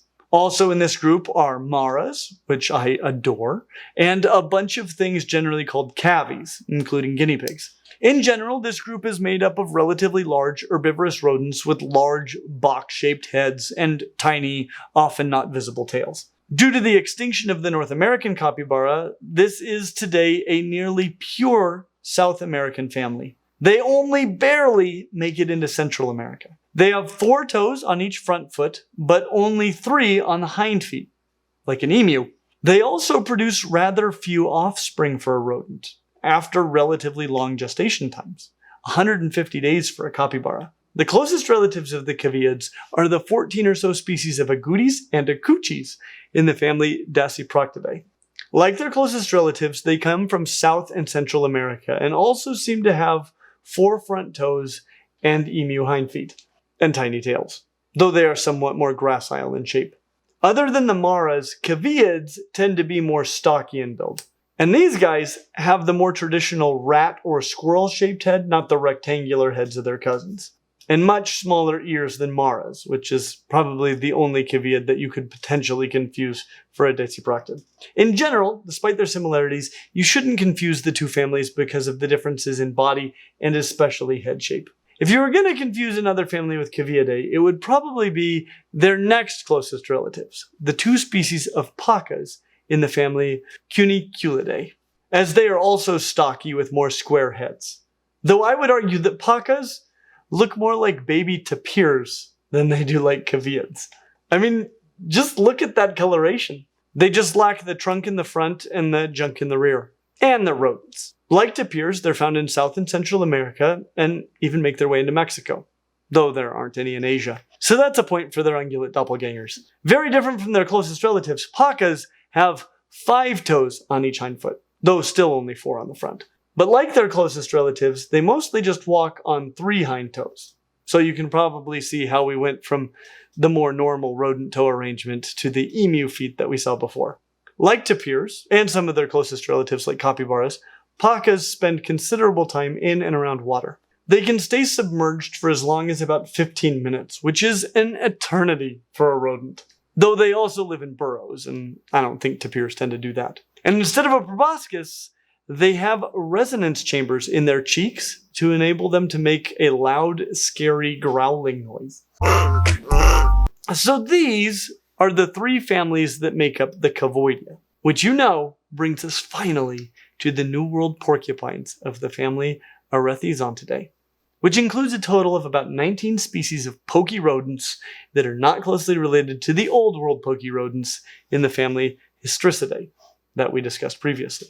There are a lot of subtle differences between the two families, like the fact that their molars are rooted and they have a complete clavicle or collarbone, but they also tend to have a long, prehensile tail, unlike Old World porcupines, which is handy, kind of literally, because they're much more arboreal.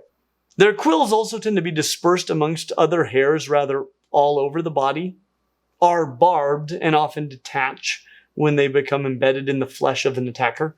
All of this is very different from the Old World porcupines. But, like their well-defended Old World doppelgangers, they still have a life history of an animal that doesn't get killed much. They generally only have one offspring per year, and they gestate for sometimes over 200 days. That's getting pretty close to human sorts of numbers, not rat kinds of numbers. The North American porcupine clearly has established itself in North America, where it persists to this day. But, as has been the case with their closest relatives, all of the rest are found farther south. And while this isn't present in the North American porcupine, which has a bit of a caviid face, most of them have a fun, almost pig-like snout, including the one that tried to become my best friend in Peru. Look at this porcupine! Oh my gosh, that is the shine your light on thing ever. Hi, pal. Contrary to popular belief, they do not throw their spines. This is an arboreal porcupine. Hey, buddy. Hi. Oh, that is the coolest thing. Want to touch him? So bad. We gotta be careful for this car hitting him here. Okay, here. Should I try driving that way a little? Oh, this flat. I'll fly. Yeah, prehensile tail porcupine. Oh, he's gonna come to you.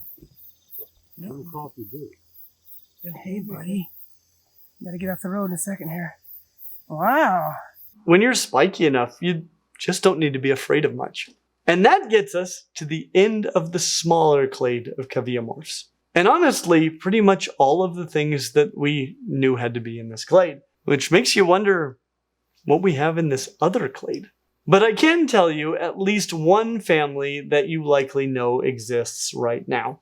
This one, the family Chinchillidae.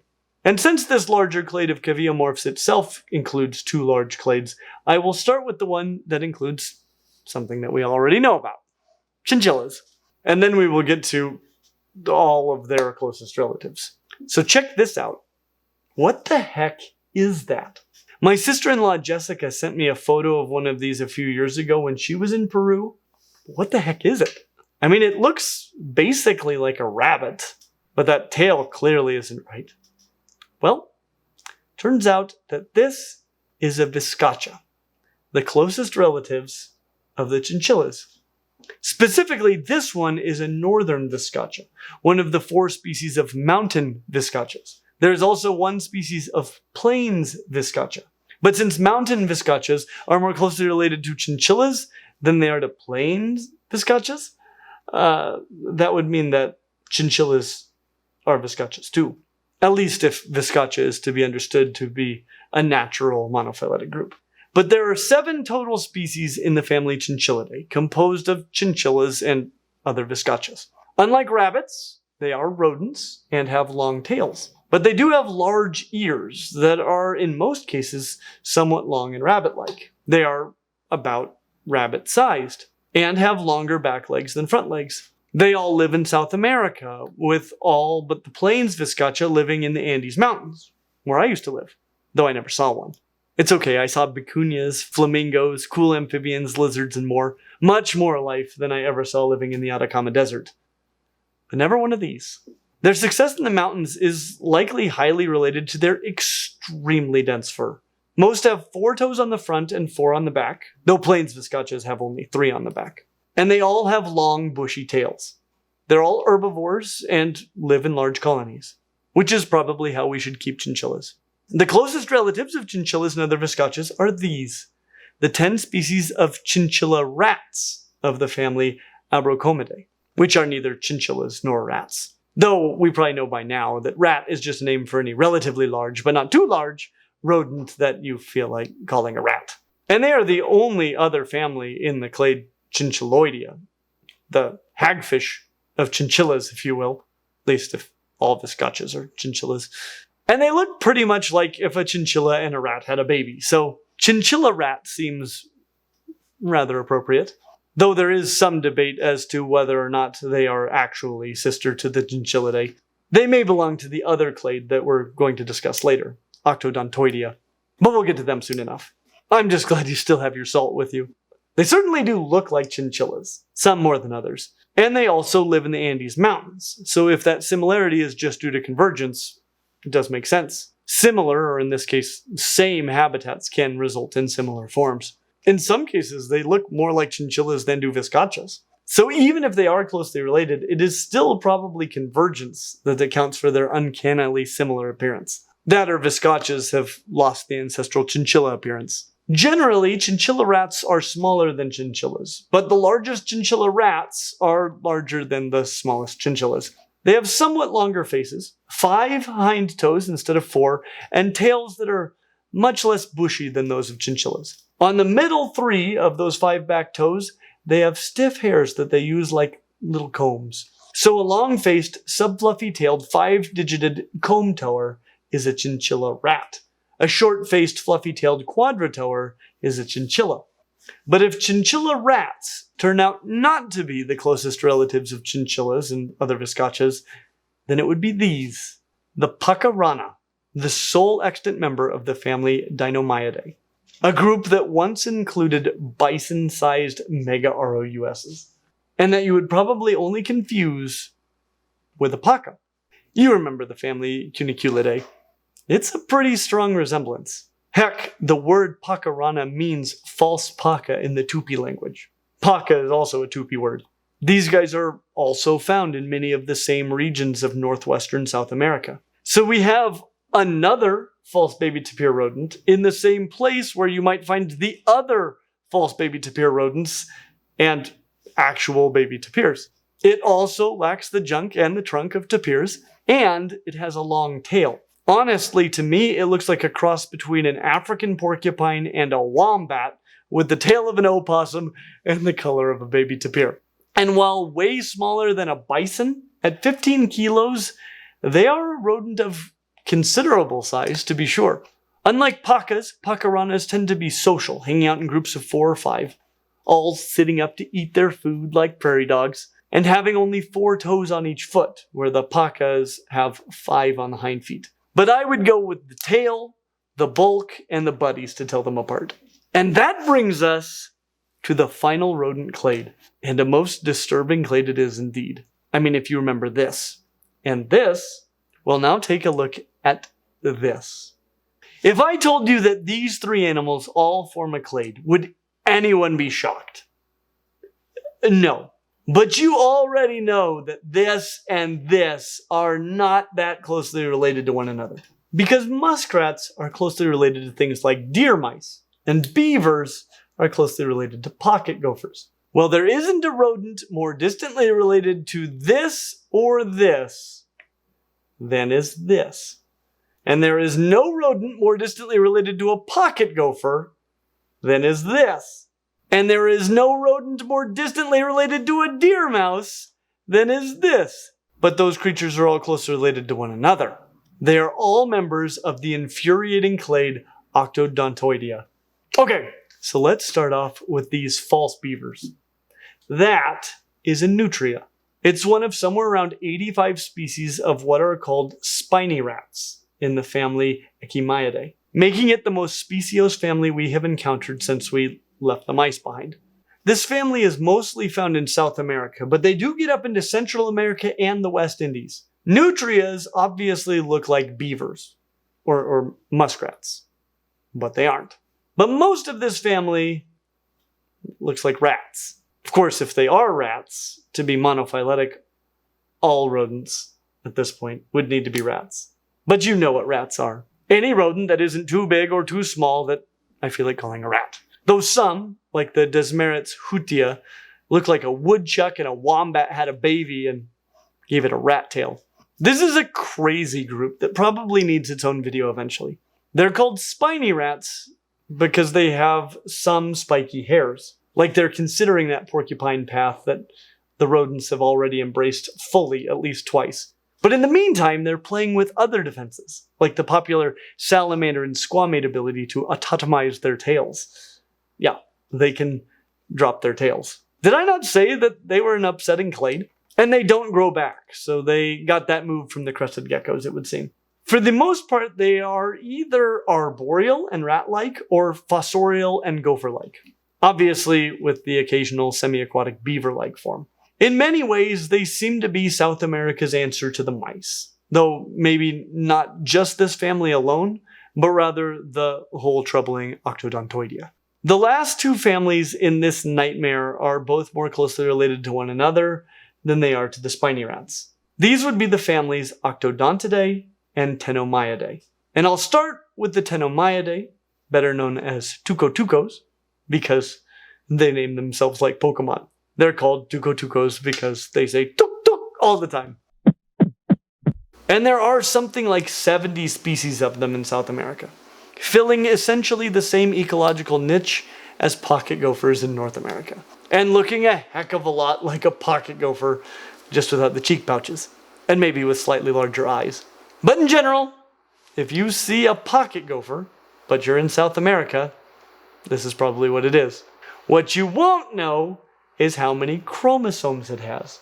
Chimpanzees have 24 pairs of chromosomes, whereas humans have only 23. It's pretty clear that our shared ancestors had 24 as well, but humans have 23 due to a fusion of two of the chromosomes into a single giant chromosome. It's pretty cool.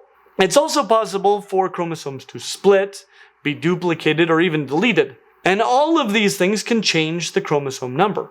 Tuco-tucos can have anywhere from 5 to 35 chromosome pairs, which is insane. Though it's pretty similar in foxes. And not all dogs have bones. And since we normally talk a lot about skeletons in October, what do you say we talk about that this October? But there is one more family here left to discuss. The final rodent family. The 14 species of Viscacha rats, Cururos, rock rats, and degus of the family Octodontidae of South America. The name Octodontidae refers to the figure-8 shape wear pattern that their teeth often get. But let's just face it, they look like rats and mice with short, round little chinchilla faces. And one of them has 51 pairs of chromosomes. Others have only 19. And I really wish I understood more about how chromosomal numbers can fluctuate so rapidly in some lineages. So please, let me know what you know about that. But that gets us to the end of the rodents already. And in fact, out of the entire Euarchontoglires clade, which brings us to the Boreoeutheria, which admittedly does not include the pinnacle of creation, but it does include pangolins, porpoises, and mammals that can actually fly, like flying foxes, and real foxes that don't fly, as well as some fake foxes that also don't fly because, well, not all foxes are foxes, especially flying foxes. And this is a clade that includes a lot of small groups that we have never discussed before, like the true insectivores of the clade Eulipotyphla, the clade most distantly related to the other members of the Boreoeutheria. I refer to them as true insectivores because in the past we lumped a lot of other groups in with them. Things like tree shrews and colugos, even though colugos are herbivores. Not to mention a whole lot of Afrotherians that we will discuss here shortly. But today, there are just 4 families in this clade. And the family most distantly related to the other 3 appears to be the family Solenodontidae. The 2 species of solenodons, pipe teeth, of Cuba and Hispaniola. They're weird-looking creatures with very long cartilaginous snouts, long hairless tails, naked feet, and tiny eyes. They actually look strikingly like ROUSs. Firstly, what about the ROUSs? Rodents of unusual size? I don't think they exist. And if you get a look at the teeth of ROUSs, you will notice that they aren't rodents. If you get a good look at the teeth of solenodons, which look a lot more like those of ROUSs, you might worry even more for Wesley after his bite. They're venomous. Solenodon means pipe teeth because they have a groove in their lower incisors through which their venomous saliva flows. If those were what they appear to be, SOUSs, then Wesley might not be out of the woods just yet. Or the fire swamp, as it were. But that would be an SOUS, as they are actually fairly large for this clade, but they're not that big. Without including their tail, they are just under a third of a meter long, 11 to 13 inches, and weigh around or just under a kilo, like 1.5 to 2.2 pounds. That would also be an SOUS, but a solenodon of usual size. Same initialism, different meaning. After solenodons, the family next most distantly related to the other two is the family Talpidae. The 45 or so species of true moles, including shrew moles and the highly aquatic desmans. Not to be confused with marsupial moles that we discussed previously, or the golden moles that are more closely related to manatees. They're not even close to being in this group. But the resemblance is uncanny. Unlike the fake moles of Africa and Australia, which are found near the equator or in the southern hemisphere, true moles are an entirely northern hemisphere phenomenon, ranging across North America and Eurasia. So by location alone, there should never be a reason to mix them up with their southerly doppelgangers. They also tend to have dark fur, which further distinguishes them from fake moles. But they do have rather tube-shaped bodies with hairless snouts, and are fairly small, with the largest weighing only a little over half a kilo, about 550 grams, and the smallest being only about 12 grams. So some are really small. That's the size of a AAA battery, though it's almost 7 times the size of the smallest member of the next family that we will discuss, which is the smallest mammal of all. But we'll get to them in a moment. In all cases, talpids have small eyes and poor vision, with tiny or non-existent ear pinnae. Like swimming platypuses, they rely heavily on touch to navigate the world and locate food. Some, like the generously named star-nosed mole, have elaborate sensory structures to amplify their ability to feel out even the smallest of prey. But let's be honest though, Cthulhu-nosed mole would have been a lot more accurate. I've never seen a star that looks like a pair of flesh-colored sea anemones, but I guess maybe I just need to get out more. And while we're on the subject of penises, most of them have a backwards-facing penis and no scrotum. One more feature that clearly distinguishes them from all of the pseudomoles is that they have 5 clawed toes on their forefeet, which are enlarged for digging in most of the family or webbed for swimming in the desmans.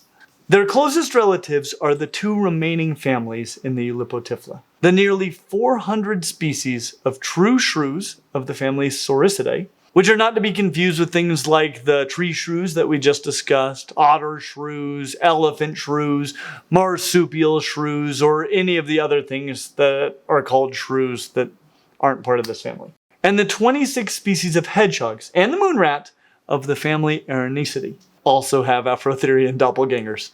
Look, Afrotheria is a ride. Just embrace it. But I promised that I would talk next about the shrews because the smallest of all mammals just happens to be one. The Etruscan shrew. It weighs 1.8 grams when fully grown. That's considerably less than the weight of a dime, which is almost 2.3 grams. So a really obese one might weigh as much as a dime. Of course, it's hard to become obese with the metabolism of a shrew. Even the largest shrew is only about 100 grams. That's less than a stick of butter. So they're never very large. But they are found on every continent except Antarctica and Australia. So they're doing great. Shrews, not unlike moles, have small eyes and poor vision. This is one way to tell them apart from many of the false shrews, like elephant shrews and tree shrews, as well as mice, which have very different teeth, but at a glance can look a lot like a shrew. I mentioned that they have fast metabolisms. They do, as in many need to eat between half and twice their body weight in food every day just to stay alive. Some need to regularly enter torpor, like hummingbirds, just to make it through periods in which they can't eat for a few hours. Because they have to eat so much, and because they are not rodents or lagomorphs with continuously growing teeth, their teeth need to be super strong. They are reinforced with iron, which gives them an often reddish appearance, but is not found in species with lower metabolisms. Iron teeth are reserved for those that need to eat the most.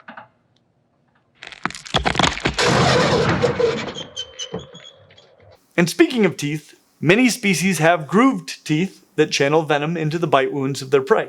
So this is yet another venomous mammal. And in some cases, that venom is highly potent. I've never heard of any human fatalities attributed to shrew envenomation, but they could easily kill mammals larger than a shrew. Some estimates of certain shrew venoms suggest that the venom from one bite could kill something like 200 mice. That's pretty nuts. But venom and a lightning-fast metabolism aren't their only weird features. Being blind as bats, in fact blinder than some, and fairly closely related to bats, as we will discuss soon, and with excellent hearing, it maybe isn't so crazy that they can echolocate. Just to navigate, they aren't as precise as bats, but they can echolocate, as can their cousins the solenodons, which are also venomous. There is only one other group of land mammals with this ability, and they look like this. And knowing that hedgehogs are the closest relatives of the shrews, that probably adds up. The only problem is that that isn't a hedgehog. It's a tenrec, an Afrotherian. But that probably doesn't shock you by now. Actual hedgehogs don't seem to have this ability, but they do have a very similar look. And the funny thing is that while tenrecs are Afrotherians, you don't find them in mainland Africa. But hedgehogs are found in Africa, as well as Eurasia, with the moon rat coming from Southeast Asia. So they have a convergent Afrotherian, but if you find an animal that looks like a hedgehog in mainland Africa, then it's probably a hedgehog. Though they're closely related to shrews, moon rats are probably the only ones that you could potentially confuse with shrews. Hedgehogs are all spiky with larger eyes and short tails. And most of them are larger than shrews generally, with the smallest ones being over 40 grams, so smaller than some shrews, but getting to be as much as about 1.4 kilos, which is over 3 pounds. And that biggest one is the species of moon rat. So even if it looks the most like a shrew, it is way, way bigger than any shrew, like 14 times the size of the largest shrew.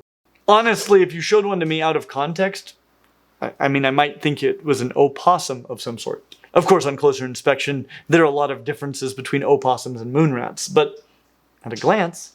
And being in Southeast Asia should be a dead giveaway.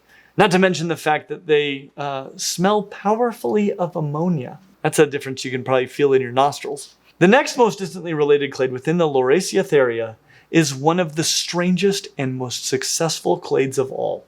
In fact, almost a quarter of all mammalian species are part of this clade. The bats, which is where we're going to start part 2, which you can watch right now.